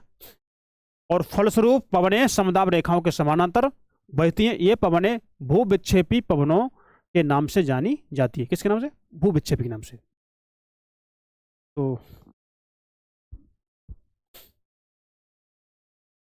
तो ये आपकी जो V के नाम से क्या है, ये आपकी भूविक्षेपी पवन है। ये C आपका कोरियोलिस बल है और PH आपका क्षैतिज दाब प्रवणता है, क्षैतिज दाब प्रवणता। तो ये क्या है, ये दक्षिणी गोलार्ध है, ये आपका उत्तरी गोलार्ध है। ये आपकी क्षैतिज, ये भूविक्षेपी पवन होगी। ये आपका दाब क्षेत्रफल पता होगी और ये आपकी हो गई कोरिलेस बल, तो आपकी ऐसी पवनें गतिमान होती है। निम्न दाब क्षेत्र के चारों तरफ पवनों का परिक्रमण चक्रवाती प्रसंचरण कहलाता है। किसके, क्या बोल रहा है, निम्न दाब क्षेत्र का, जो कोई निम्न दाब क्षेत्र लो प्रेशर है ना, उस लो प्रेशर के चारों तरफ पवनों का परिक्रमण क्या कहलाता है, चक्रवाती प्रसंचरण कहलाता है, मतलब चक्रवात बनता है, ये बोल रहा है ये। जैसे कि मान चलो, जैसे आपका ये लो प्रेशर है, ये आपका क्या है, ये आपका यहाँ लो प्रेशर है, और बाहर आप देखेंगे बाहर आपका क्या है, हाई प्रेशर है, तो आपकी हवा हाई प्रेशर से कहाँ जाएगी, लो प्रेशर की तरफ जाएगी। ठीक है, ये देखो, यार आ रही, ये आ रही है, धीमे धीमे धीमे ये क्या बनते हैं, ये चक्रवात बनते हैं। ये चक्रवात समुद्र से लेकर के स्थलखंड की तरफ आते हैं और स्थलखंड में धीमे धीमे धीमे धीमे ये समाप्त हो जाते हैं। ठीक है, तो पर्वत कहाँ पर है, ये आपके समुद्री क्षेत्रों में, जहां तापमान अधिक है उस क्षेत्र में। उच्च वायुदाब क्षेत्र के चारों तरफ ऐसा होना प्रति चक्रवाती प्रसंचरण कहा जाता है। इन प्रणालियों में पवनों की दिशा दोनों गोलार्धों में भिन्न होती है। यानी जो पवन है ना, इनकी दिशा दोनों गोलार्धों में, उत्तरी और दक्षिणी, इन दोनों गोलार्धों में इनकी दिशा पवनों की यानी चक्रवातों की दिशा कैसी होती है, अलग अलग होती है। देखिए, पृथ्वी की सतह पर कई बार निम्न व उच्च दाब के चारों ओर पवनों का परिसंचरण ऊंचाई पर होने वाले वायु परिसंचरण से संबंधित ही होता है। प्राय निम्न दाब क्षेत्रों पर वायु अवसरित होती है। मतलब यह है कि जहां निम्न दाब क्षेत्र है, जहां पर लो प्रेशर है ना, वहां पर वायु आती है। ठीक है ना, अपसरित होगी और ऊपर उठेगी। उच्च दाब क्षेत्रों में वायु का अवतरण होगा और धरातल पर अपसरित होगा। ये बात उसकी हो रही है जो हमने आपको बताया था, वो चित्र है ना। जैसे जिस क्षेत्र पर वायु नीचे उतरती है ना, तो वहां पर क्या होगा, किसी क्षेत्र में जैसे आपका 30 अंश उत्तरी अक्षांश की रेखा पर हम देखेंगे, वहां पर क्या है, उपोष्ण कटिबंधीय क्षेत्र है, वो आपका उपोष्ण कटिबंधीय क्षेत्र है। तो वहां पर क्या, वहां पर आपका हाई प्रेशर, क्यों हाई प्रेशर है पता है, वहां पर हाई प्रेशर इसलिए है क्योंकि वहां पर जो हवा उतर रही है ऊपर से नीचे, फिर वह हवा ऊपर से नीचे उतर रही है, वहां हाई प्रेशर हो गया, फिर हाई प्रेशर से हवा फिर वहां से लो प्रेशर की तरफ भागती है, भूस्वत रेखा की तरफ। वही कॉन्सेप्ट उन्होंने यहां पर बता दिया। तो आविष्करण के अतिरिक्त वायु भ्रमिल रूप में संवहन धाराओं में पर्वतों के साथ साथ और पाताकर के सहारे ऊपर उठती है, जो बादल बनने में बचने के लिए आवश्यक है। तो देखिए, बात यह है, अब हम इसको थोड़ा देख लेते हैं। दाब पद्धति, केंद्र में दाब की दिशा, पवन दिशा का प्रारूप। ठीक है, यह रहा आपका उत्तरी गोलार्ध और यह रहा आपका दक्षिणी गोलार्ध। तो देखिए, चक्रवात तो चक्रवात देखेंगे, केंद्र में दाब की दिशा, मतलब केंद्र में दाब कैसा रहेगा, केंद्र में दाब होगा निम्न, तब आपका बनेगा चक्रवात। तो उत्तरी गोलार्ध में चक्रवात की घड़ी की सुई की दिशा के विपरीत होता है। मतलब जैसे हमारा उत्तरी गोलार्ध है, जैसे कि आप देखेंगे ये हमारा, जैसे ये है ना, ये भाग हमारा क्या, ये भाग हमारा उत्तरी गोलार्ध है, ये भाग हमारा दक्षिणी गोलार्ध है। ठीक है ना, तो अब हम इसमें देखेंगे कि घड़ी की सुई की दिशा के विपरीत, मतलब ऐसे चक्रवात बनते हैं हमारे कहां पर, उत्तरी गोलार्ध में ऐसे बनते हैं, ये करके। ये कहां बन रहे हैं हमारे, ये हमारे उत्तरी गोलार्ध में बन रहे हैं।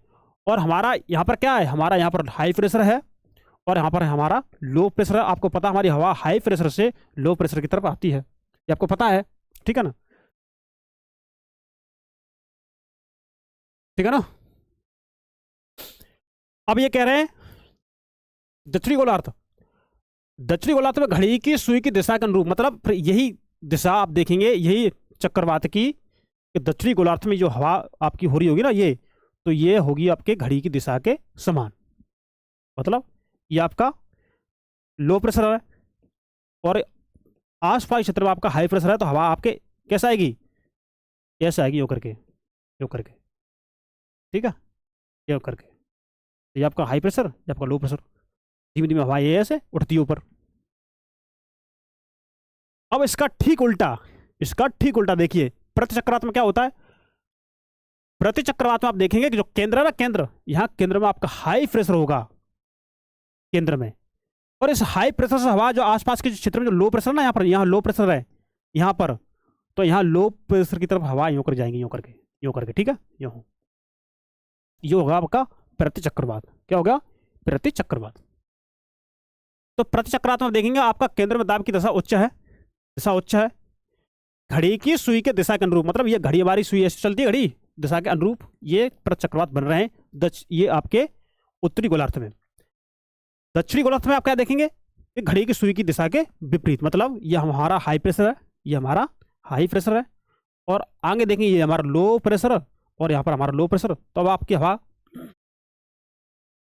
ये चलेगी होकर के घड़ी की सुई की दिशा के विपरीत। तो आपकी हवा प्रत चक्रवात में हवा हाई प्रेशर से लेकर के लो प्रेशर की तरफ आती है, तो बीच में हमारा हाई प्रेशर होगा और बाहर हमारा लो प्रेशर होगा। तो दक्षिणी गोलार्ध में आप देखेंगे घड़ी की सुई की दिशा के विपरीत ये आपकी चक्रवात बनेगा। कौन सा? प्रति चक्रवात। तो चक्रवात क्या होता है, प्रति चक्रवात क्या होता है, हमने दोनों चीजें समझ ली है।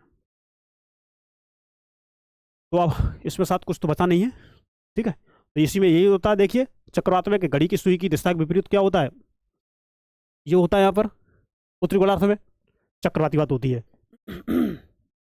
और घड़ी की सुई की दिशा के अनुरूप, अब यहाँ पर लो प्रेशर देखिए, तो घड़ी की सुई की दिशा के अनुरूप आप देखेंगे ये हवा बैठ रही है हाई प्रेशर से लेकर के लो प्रेशर की तरफ दक्षिणी गोलार्ध में। तो हमने इसमें सारी चीज जो कॉन्सेप्ट वाली है ना, जो आपकी 3-3 4 दिन क्लास चलती है, 5-5 दिन की चलती है, वो हमने इसमें एक बार में ही बता दिया है, ठीक है। तो आगे चलते हैं, अब क्या बचा है। अब देखिए वायुमंडल का सामान्य परिसंचरण क्या है। देखिए भूमंडलीय पवनों का प्रारूप मुख्यतः निम्न बातों पर निर्भर करता है। कौन कौन सी बातें हैं? नंबर 1, वायुमंडलीय ताप में अक्षांश भिन्नता। अरे वही बात बार बार दे दी उन्होंने कि वायुमंडलीय ताप में अक्षांश भिन्नता, हर अक्षांश पर वायुमंडल का तापमान अलग होता है और उसी के अनुसार वायुदाब में अंतर होता है। तो बात यही है, ठीक है, वायुमंडलीय ताप में अक्षांश में भिन्नता। नंबर 2, वायु दाब पेटियों की उपस्थिति, ये भी आपके वायु दाब के अनुसार ही बनती हैं। जहां सूर्य का प्रकाश अधिक मात्रा में चमकेगा वहां से ये आपकी वायु दाब पेटियां उच्च यानी उच्च अक्षांश की तरफ भाग जाएंगी। जैसे वहां पर ठंड का समय आएगा, ठंड का महीना आएगा या तापमान कम होगा, तो फिर ये उच्च पेटियां दक्षिण की मतलब दक्षिणी भाग में मतलब विषुवत रेखा की तरफ आ जाती हैं। ये बात है। महासागरों व महाद्वीपों का वितरण, महासागर महाद्वीप का वितरण ये प्राप्त करते हैं। क्यों? आपको पता है कि हमारा महासागर देर में ठंडा होता है, देर में गर्म होता है, हमारा महाद्वीप जल्दी गर्म होता है, जल्दी ठंडा होता है, तो ये भी इसको निर्धारित करती है। पृथ्वी का घूर्णन, पृथ्वी घूर्णन से भी आपको पता है, आपका लगता है कोरस पर लगता है, ठीक है, आपकी पृथ्वी पर लगता है ना, तो इस वजह से आपकी वायुदाब पेटियां या वायुदाब में अंतर होता है। तो वायुमंडलीय पवनों के प्रभाव प्रारूप को वायुमंडलीय सामान्य परिसंचरण भी कहा जाता है। यह वायुमंडलीय परिसंचरण महासागरीय जल को भी गतिमान करता है, जो पृथ्वी की जलवायु को प्रभावित करता है। सामान्य परिसंचरण का एक क्रमिक विवरण चित्र 9.6 में प्रस्तुत किया गया है, ये, ठीक है। ये अब देखिए ये वही चित्र है, ये मैं आपको बताऊंगा, ठीक है ना, आप कंफ्यूज हो जाओगे, फायदा क्या बताऊंगा मैं आपको भी, ठीक है। उच्च सूर्यताप व निम्न वायुदाब होने से अंतर उष्णकटिबंधीय अवसर क्षेत्र ITCZ पर वायु संवहन धाराओं के रूप में ऊपर उठती है। ये बोल रहे हैं कि जो आपके जो विषुवत रेखा क्षेत्र है, जो 0 से लेकर 5 अंश उत्तरी 5 अंश दक्षिणी की भाग के क्षेत्र की बात हो रही है, और तापमान अधिक होता है, वहां चक्रवात बनते ही नहीं है, तो वहां पर हवा ऊपर उठती है, ठीक है। ये देखिए हवा को बता दें, ये ना ये यहाँ पे हवा आपकी ऊपर उठ रही है, ये हवा ऊपर उठ रही है, ठीक है। अब ये हवा ऊपर उठ रही है, तो अब जब ऊपर हवा उठेगी तो शांत क्षेत्र होता है, यहाँ पर चक्रवात बनते नहीं है। ये आपकी हवा पश्चिम से पूर्व की तरफ बहती है, ठीक है, ये बात है। तो उष्णकटिबंधों से आने वाली पवनें इस निम्न दाब क्षेत्र में अभिसरण करती हैं और अभिसरित वायु संवहन कोष्ठों के साथ ऊपर उठती हैं और ये क्षोभमंडल के 14 किलोमीटर की ऊंचाई पर तक ऊपर चढ़ जाती। कितनी? 14 किलोमीटर ऊंची।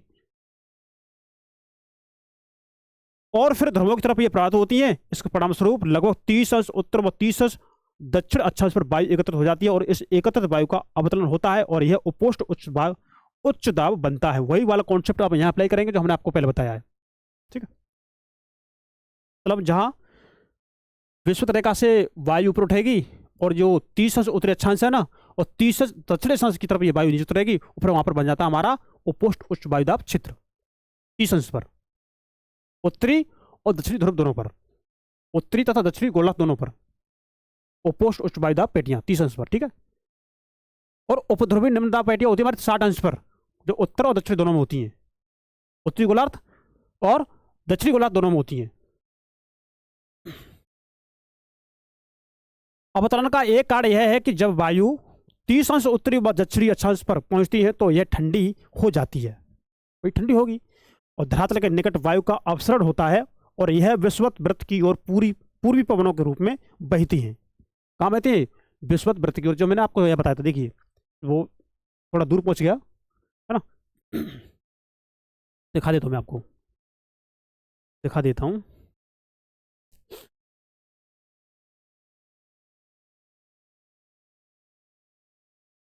ये रहा,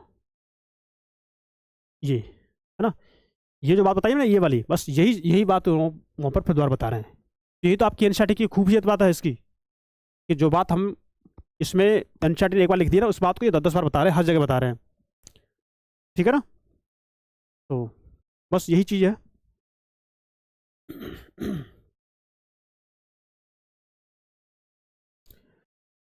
तो दोस्तों, आपको वीडियो कैसी लग रही है आप कमेंट जरूर करके बताएं, है ना, कमेंट जरूर करें।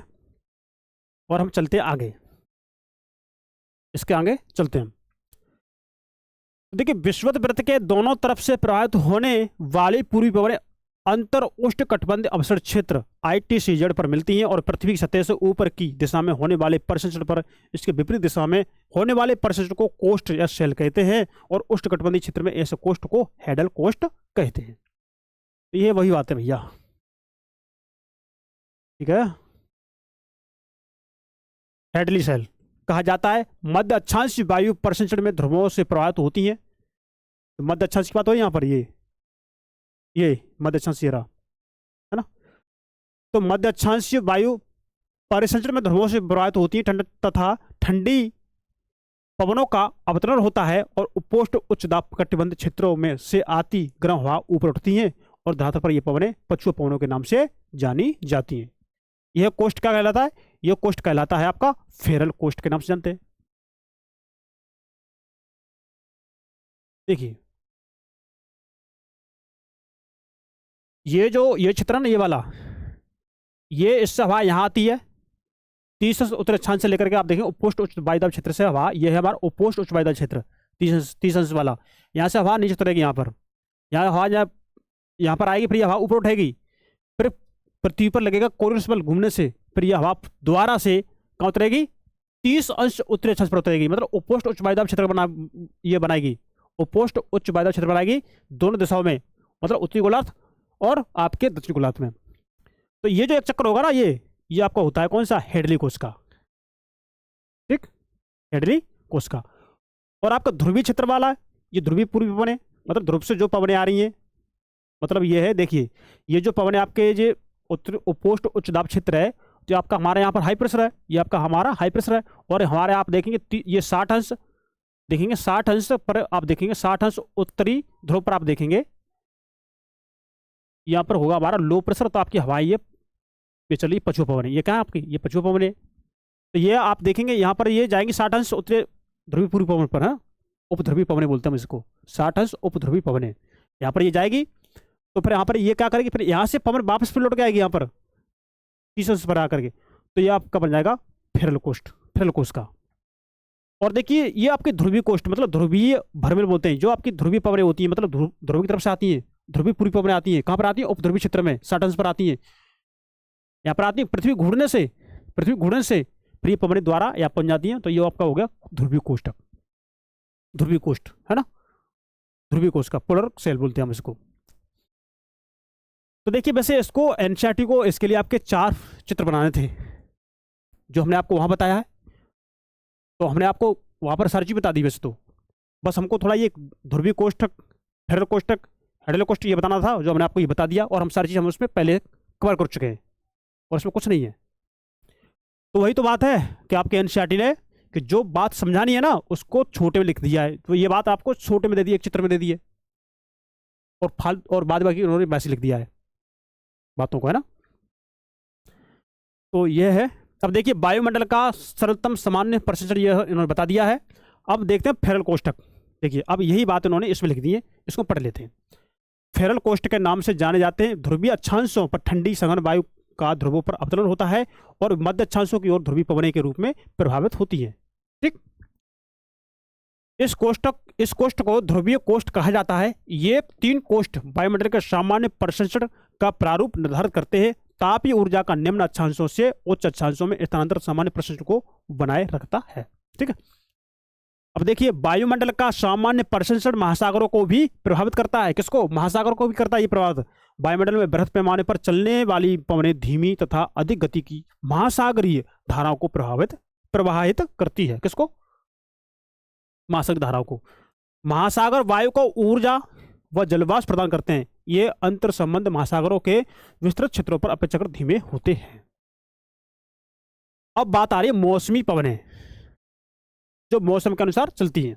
ठीक है, देखिए पवनों के प्रवाह के प्रारूप में विभिन्न मौसमों में बदलाव आता है। किसके वजह से आता है? ये पवनों के प्रभाव के वजह से आता है मौसमों में बदलाव। ये बदलाव अत्यधिक तापमान, पवन व वायुदाब पट्टियों के विस्थापन आदि के कारण होता है। ऐसे विस्थापन का सबसे अधिक स्पष्ट प्रभाव विशेषकर दक्षिण पूर्व एशिया में मानसून पवनों के बदलाव में देखा जा सकता है। आप मानसून के विषय में विस्तार पूर्वक देख सकते हैं। ठीक है,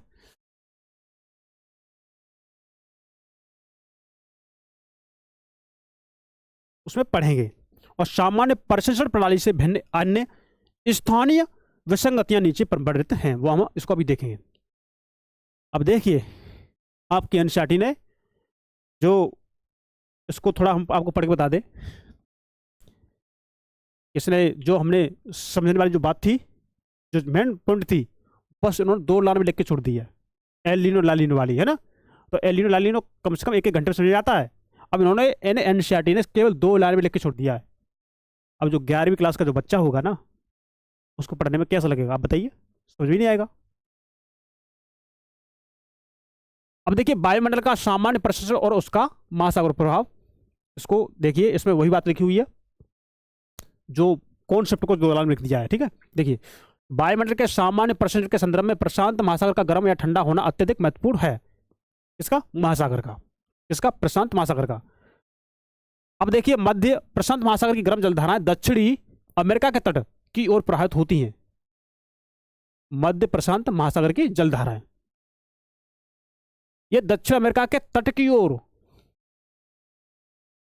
दक्षिण अमेरिका है ना आपकी, साउथ अमेरिका, इसके तट की ओर प्रवाहित होती है और पीरू की ठंडी धाराओं का स्थान ले लेती है। और पीरू के तट पर इन गर्म धाराओं की उपस्थिति एल नीनो कहलाता है। देखिए कितनी शॉर्ट लिख दी इन्होंने।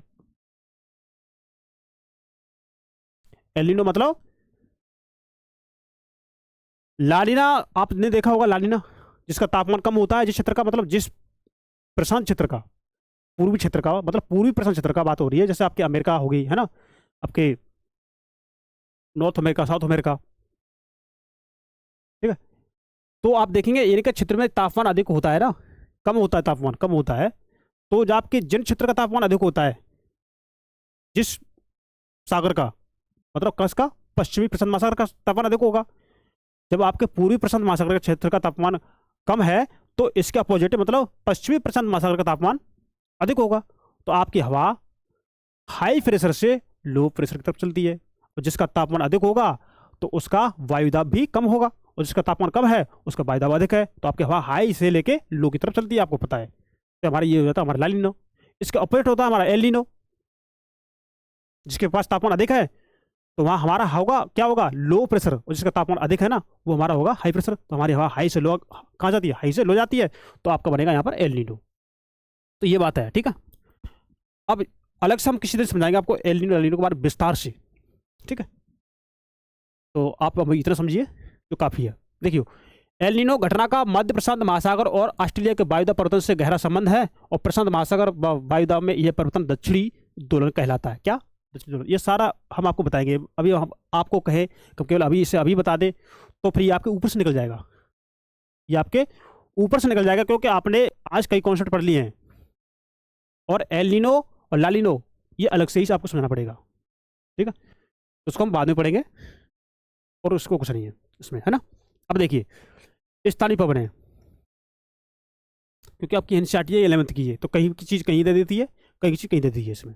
देखिए भूतल के गर्म व ठंडे होने से भिन्नता तथा दैनिक व वार्षिक चक्रों के विकास से बहुत सी स्थानीय व क्षेत्रीय पवनें प्रभावित होती हैं। ये क्या है, स्थानीय पवन होगी। जैसे आपके उत्तर प्रदेश में आपकी लू चलती है ना, लू, अरे लू चल रही है, लो लपट चल रही है, बोलते लपट चल रही है, जला दे रही है हमें, ये हमारी स्थानीय पवनें हैं ये, ठीक है।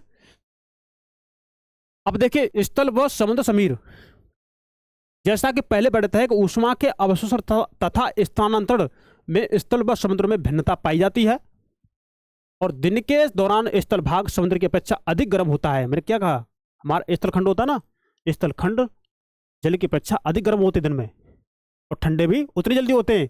लेकिन हमारा जो जलीय भाग है ना, जलीय भाग हमारा दिन में स्थल की अपेक्षा कम गर्म होते हैं, मतलब देर में गर्म होते हैं और देर में ठंडे होते हैं। तो ये बात है। तो क्या बोल रहे हैं ये इस दौरान आप देखेंगे स्थल भाग समुद्र की अपेक्षा अधिक गर्म हो जाते हैं, और अतः स्थल पर हवाएं ऊपर उठती हैं, मतलब हवा ऊपर उठेंगी। जब गर्म होगा, तापमान गर्म होगा, हवा ऊपर उठेगी, फैलेगी, लो प्रेशर होगा तो हवा ऊपर उठेगी और निम्न दाब क्षेत्र का क्षेत्र बनाएगी।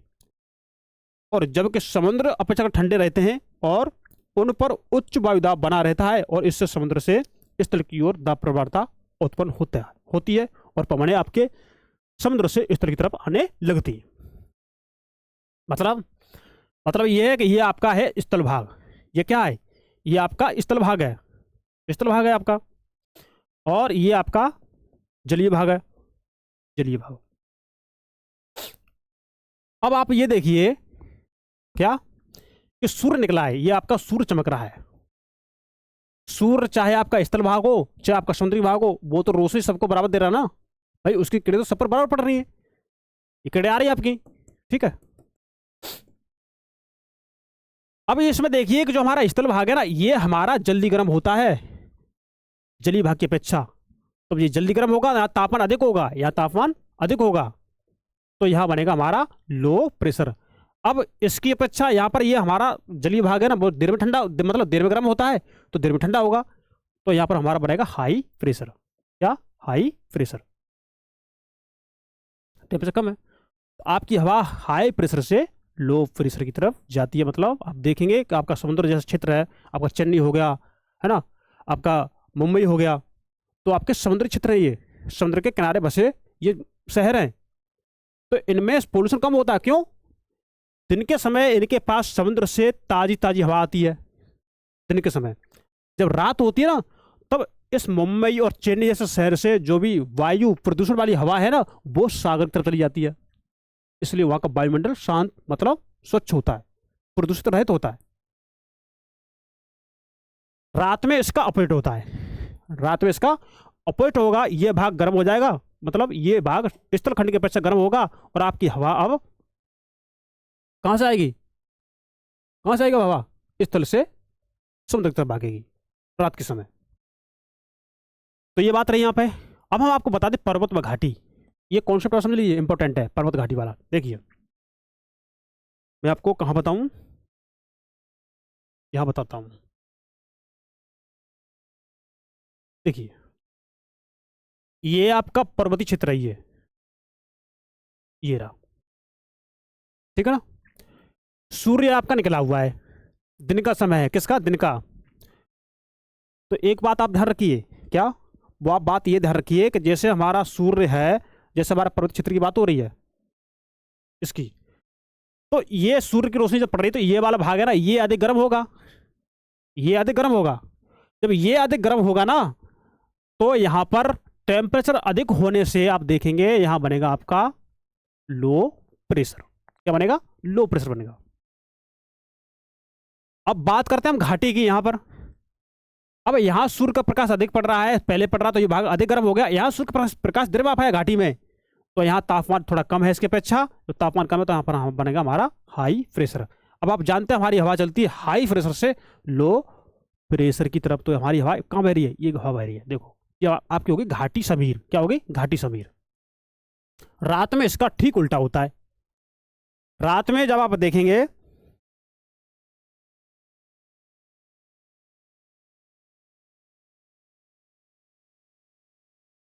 रात में हम थोड़ा आपको बता दें, रात वाला भी देखिए, ये आपका चांद हो गया, क्या चांद। तो ये भाग जल्दी ठंडा हो गया, तो यहाँ पर तापमान कम है, हाई प्रेशर है यहाँ पर। अब ये भाग इतना जल्दी ठंडा नहीं होगा, ये घाटी वाला, ये भाग इसके अपेक्षा गर्म रहेगा। तो यहाँ पर तापमान देखा है, लो प्रेशर है, तो आपकी हवा यहाँ से घाटी की तरफ बहेगी रात में, तो ये आपकी होगी घाटी, मतलब पर्वतीय समीर, पर्वत समीर। ठीक है, तो जल समीर और पर्वत समीर हमने आपको बता दिया। उम्मीद है आपको समझ में आ गया होगा। समुद्र से स्थल की तरफ समुद्र समीर के रूप में प्रवाहित होती है और रात्रि में इसके एकदम विपरीत प्रक्रिया होती है, और स्थल समुद्र की अपेक्षा जल्दी ठंडा होता है, और दाब प्रवणता स्थल से समुद्र की तरफ होने पर स्थल समीर प्रभावित होता है। तो देखिए वही बात उन्होंने बता दी जो मैंने ये बात बताई ना आपको, ये वाली, ये वाली है ना, जल और स्तर वाली, स्तर जल वाली। तो ये बात उन्होंने इस तरह से डायग्राम में बताई है, इस तरह के डायग्राम में, जो आप साथ ना समझ पा रहे हो। तो ये बात हो रही समुद्र समीर की। तो यार आपका, अब देखिए उन्होंने कहीं लिखा है यहाँ पर, आपकी एनसीईआरटी में कहीं यहाँ पर लिखा है कि यहाँ पर हाई प्रेशर है, लो प्रेशर है, बताइए लिखा है कि आप, इसने यहाँ पर नहीं लिखा। ये आपको खुद ही समझना पड़ेगा। जो बच्चे अगर जिन्होंने पहली बार एनसीईआरटी पढ़ी, तो ये बताओ वे कैसे समझेंगे इसे, बताओ। तो देखिए समुद्र की बात हो रही है, समुद्र समीर मतलब समुद्र के तरफ से आने वाली हवा, मतलब ये बात हो रही है दिन की, इसकी दिन की बात हो रही है। तो आपके इस क्षेत्र का हमारा तापमान अधिक है, ठीक है, और यहां पर हमारा लो प्रेशर है, क्या लो प्रेशर है यहां पर।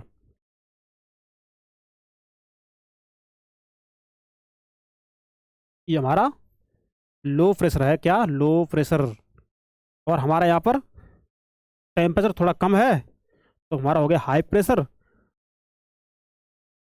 तो आपकी हवा किस बह रही है, ये हवा आपकी हाई से लो की तरफ जा रही है। देखो ये क्या करिए, ये लो की तरफ, हाई से लो की तरफ जा रही है।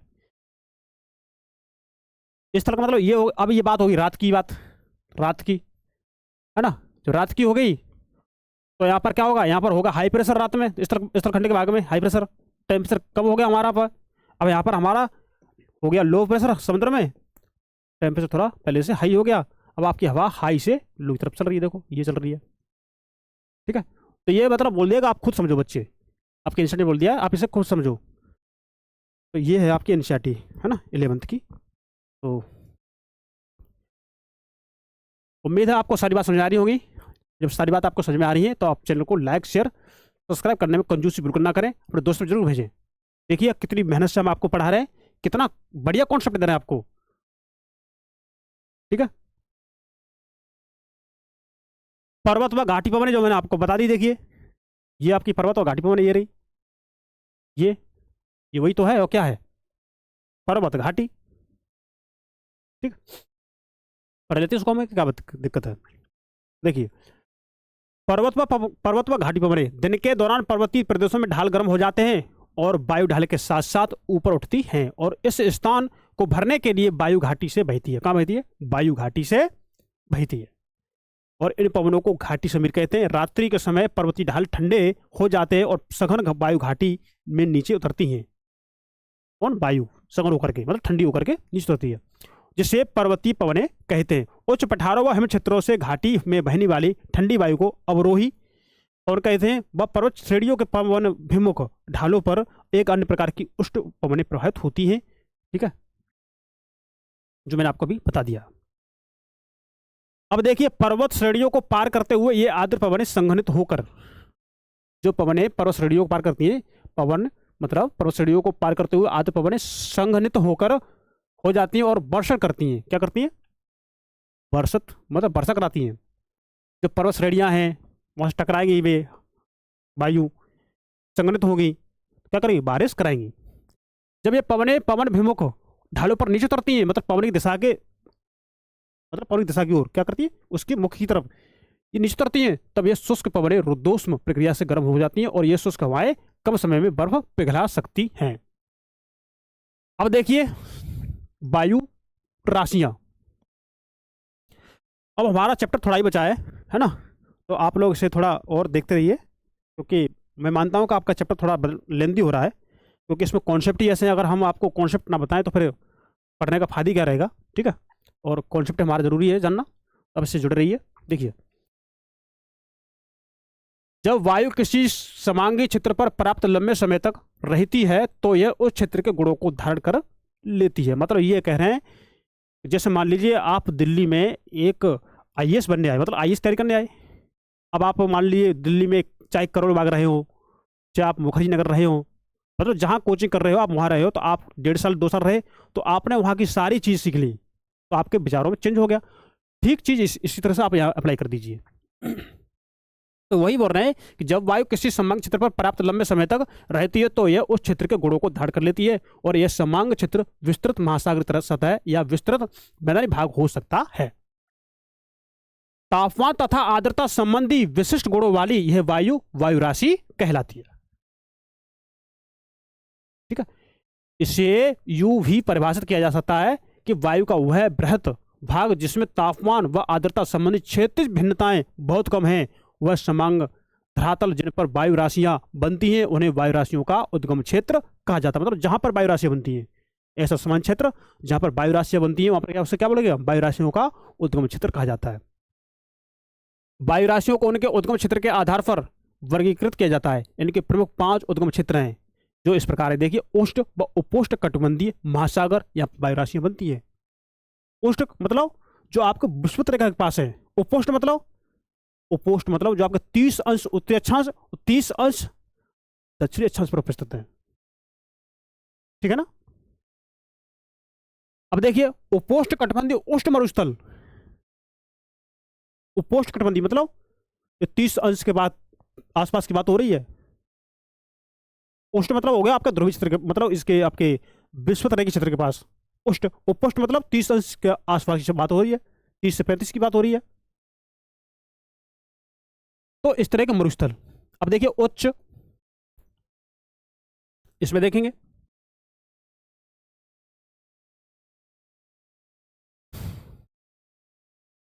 उच्च अक्षांशीय अपेक्षाकृत ठंडे महासागर,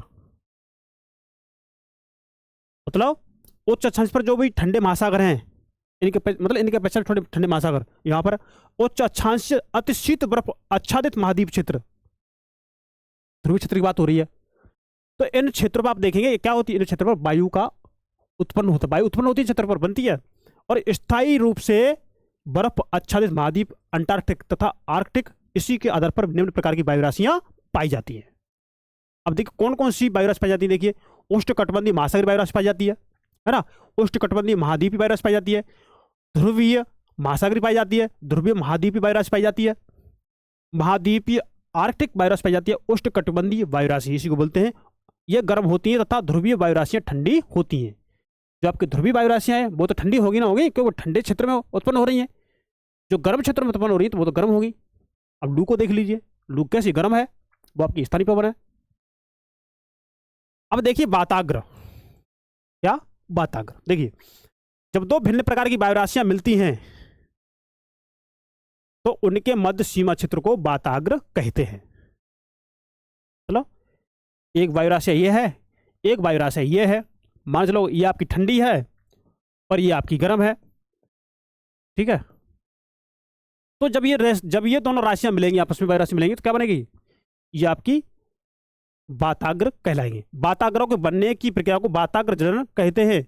वाताग्र 4 प्रकार के होते हैं, जैसे देखिए शीत वाताग्र, उष्ण वाताग्र, अचर वाताग्र, अधिविष्ट वाताग्र। जब वाताग्र स्थिर हो जाए तो इन्हें अचर वाताग्र कहा जाता है। मतलब जब वाताग्र कैसा हो, स्थिर हो जाए, तब इसको बोलते हैं अचर। मतलब ऐसे वाताग्र जब कोई भी वायु ऊपर न उठी हो। जब शीतल व भारी वायु आक्रामक रूप से उष्ण राशियों को ऊपर उठा धकेलती है, मतलब ठंडी वायु राशि गर्म वायु राशि को जब ऊपर उठाती है, जैसे आप देख लीजिए, मैं आपको थोड़ा यही बताऊंगा। देखिए ये है, जैसे कि आपकी ये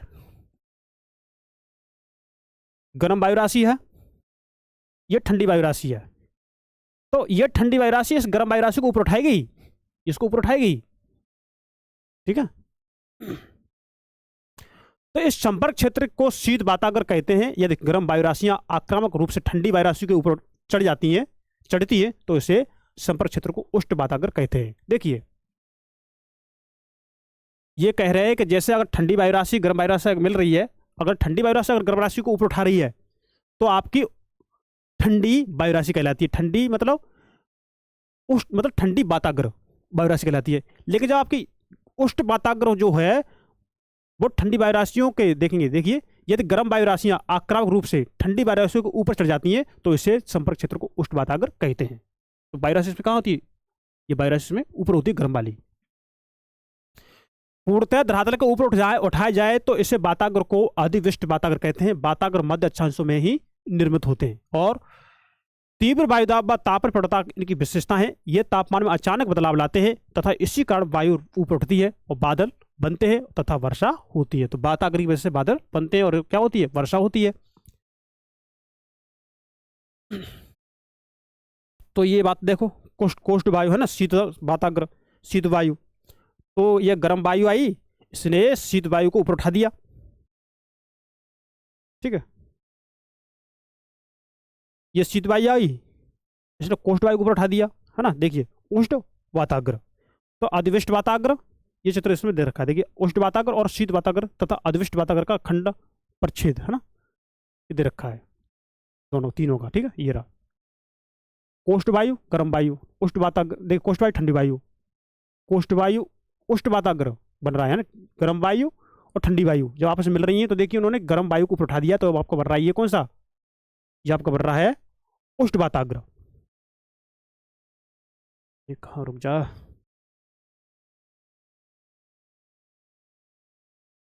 और देखेंगे। ठीक है, ये बात है इसमें। अब देखिए बहिरुष्ट कटिबंधीय चक्रवात मतलब एक्स्ट्रा ट्रॉपिकल साइक्लोन्स, वे चक्रवाती वायु प्रणालियां जो उष्ण कटिबंध से दूर मध्य व उच्च अक्षांशों में विकसित होती हैं। कहाँ पर? उच्च अक्षांशों में, ध्रुवीय क्षेत्रों में होती हैं। उन्हें बहिरुष्ट या शीतोष्ण कटिबंधीय चक्रवात कहते हैं। तो मध्य तथा उच्च अक्षांशों में जिस क्षेत्र से ये गुजरती हैं वहां मौसम संबंधी अवस्थाओं में अचानक तेजी से बदलाव लाती है। मतलब ये बारिश कराने वाली होती हैं। उष्ण मतलब उपोष्ण क्षेत्रों में, मध्य तथा उच्च अक्षांशों मतलब मध्य के क्षेत्रों में, मध्य अक्षांशों में और उच्च अक्षांशों में ये बारिश कराती हैं। और विषुवत रेखा के क्षेत्र में जो बनते हैं ना, ये हानिकारक होते हैं, मतलब ये फिर चक्रवात आता है। ठीक है, तो ये सीधे साधे हैं, वो थोड़े वैसे हैं।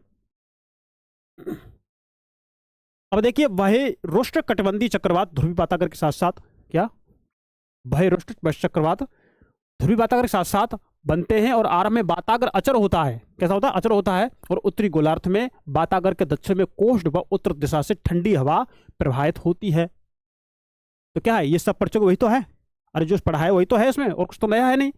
जब वाताग्र के साथ वायुदाब कम हो जाता है तो कोष्ठ वायु उत्तर दिशा की ओर तथा ठंडी वायु दक्षिण दिशा में घड़ी की सुई के विपरीत चक्रवाती परिसंचरण करती है। ठीक है,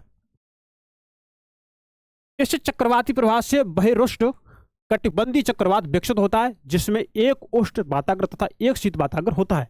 चित्र आप देखेंगे अभी एक ऐसे ही विकसित चक्रवात को दर्शाता है जिस इस चक्रवात में कोष्ठ वायु क्षेत्र या कोष्ठ खंड ठंडे अग्रभाग व पिछले शीत खंड के बीच पाया जाता है। कोष्ठ वायु आक्रामक रूप में ठंडी वायु के ऊपर चढ़ती है और उष्ण वाताग्र के पहले भाग में स्तरीय मेघ दिखाती है और वर्षा होती है। पीछे से आता शीत वाताग्र उष्ण वायु को ऊपर धकेलता है जिसके परिणाम स्वरूप शीत वाताग्र के साथ कपासी मेघ बनते हैं और शीत वाताग्र उष्ण वाताग्र की अपेक्षा तीव्र गति से चलते हैं और अंततः उष्ण वाताग्र को पूरी तरह से ढक देते हैं। क्या करते हैं? ढक लेते हैं और ये कोष्ठ वायु ऊपर उठती है और इस प्रकार भूतल से कोई संपर्क नहीं रहता तथा अधिविष्ट वाताग्र बनता है। एक चक्रवात धीरे धीरे क्षीण हो जाता है। ये है, देखो वही है, देखो ये शीतल वायु है। ठीक है, ये शीतल वायु देखो, ये क्या है? ये आपकी शीतल वायु है, शीतल वायु। ये क्या है? कोष्ठ वायु। कोष्ठ वायु केंद्र की गति की दिशा।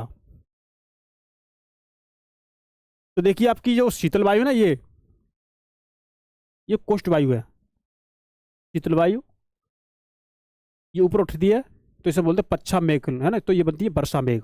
बहिरुष्ट कटिबंधीय चक्रवात।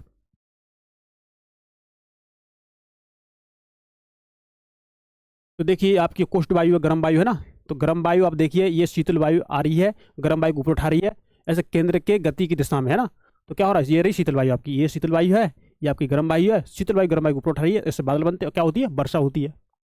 तो ये क्या कर रही है, इसको धकेल रही है, गर्म वायु इसको धकेल रही है, मतलब ये गर्म वायु को ये शीतल वायु इसको धकेल रही है, देखिए है ना, तो ये ऊपर उठ रही है, ठीक है। तब आप जब आप यहाँ पर क्या हो रहा है, यहाँ पर गर्म वायु ठंडी वायु मिल भी जाती है, तो इसको देखिए, अब इसने शीतल वायु ने इसने गर्म वायु को ढक लिया है ना, ये देखो ढक लिया। फिर यहाँ पर क्या हो, फिर जैसे ये ऊपर उठेंगे ना, ये ऊपर उठेंगे, जब शीतल वायु ठंडी वायु जब मिल रही है ना, अब इसके पास तो बादल वगैरह होगा ना, गर्म वायु के पास ठंडी वायु टकराएगा तो इस पर इसका संघन अवस्था होगी, जब संघन अवस्था होगी तो इससे क्या होगी, बारिश भी होगी, बारिश होगी होगी बारिश होगी, तो वही बात उसने यहाँ पर लिख दी है, और उसमें कुछ नहीं है।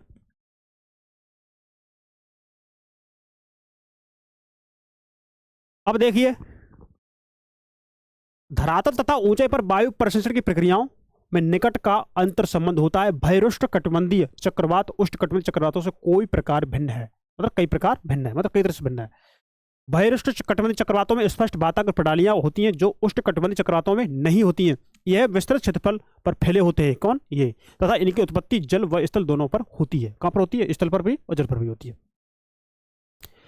जबकि उष्ण कटिबंधीय चक्रवात केवल समुद्र में उत्पन्न होते हैं और स्थलीय भागों में पहुंचने पर नष्ट हो जाते हैं।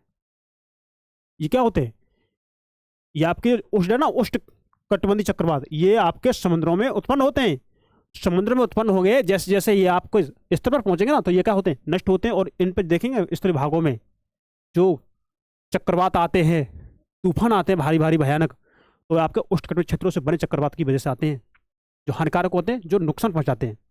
वर्षा तो होती है लेकिन ये नुकसान पहुंचाते हैं, ठीक है।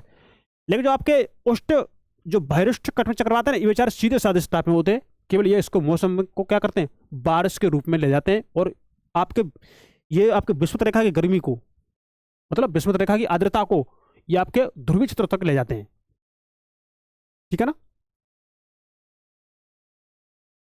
भैरुष्ट कटिबंधीय चक्रवात उष्ण कटिबंधीय चक्रवात की अपेक्षा विस्तृत क्षेत्र को प्रभावित करते हैं। उष्ण कटिबंधीय चक्रवातों में पवनों का वेग अपेक्षाकृत तीव्र होता है और ये विनाशकारी होते हैं। उष्ण कटिबंधीय चक्रवात पूर्व से पश्चिम को चलते हैं, जबकि भैरुष्ट कटिबंधीय चक्रवात पश्चिम से पूर्व दिशा में चलते हैं। तो पश्चिम से पूर्व दिशा में कौन चलते हैं, आपके भैरुष्ट कटिबंधीय चक्रवात। अब बात आ रही है उष्ण कटिबंधीय चक्रवात की। देखिए, उष्ण कटिबंधीय चक्रवात आक्रामक तूफान है जिनकी उत्पत्ति उष्ण कटिबंधीय क्षेत्रों के महासागरों पर होती है, जैसे आपके हिंद महासागर हो गया आपका, है ना, इनमें क्या होता है, जैसे आपका प्रशांत महासागर हो गया, दक्षिणी प्रशांत महासागर हो गया, ठीक है। मतलब यह है कि जैसे कि आप देखिए, ये आपका पृथ्वी है, ये आपका विषुवत रेखा है, यहाँ आपका भारत है, ठीक है, यहाँ पर तो यहाँ जो चक्रवात बनेगा ना यहाँ पर, तो ये यहाँ पर विनाश करता हो जाएगा। लेकिन जो ठंडे के क्षेत्र बनता है, जो बोलते हैं भैरुष्ट कटिबंधीय चक्रवात, वो यहाँ इस क्षेत्र में बनता है, यहाँ पर 30 अक्षांश के उत्तरी ओर पर, उत्तरी गोलार्ध में उत्तरी ओर पर, ठीक है। तो ये बात है, ये चक्रवात आक्रामक पवनों के कारण विस्तृत विनाश, अत्यधिक वर्षा और तूफान लाते हैं। ये चक्रवात विध्वंसक प्राकृतिक आपदाओं में से एक है। हिंद महासागर में ये चक्रवात अटलांटिक महासागर में हरिकेन के नाम से जाने जाते हैं। किसमें, अटलांटिक महासागर में हरिकेन के नाम से जाने जाते हैं, और हिंद महासागर में ये चक्रवात के नाम से जाने जाते हैं। हिंद महासागर में चक्रवात के नाम से, और हिंद महासागर में किसके नाम से, हरिकेन के नाम से जाने जाते हैं। और पश्चिम प्रशांत और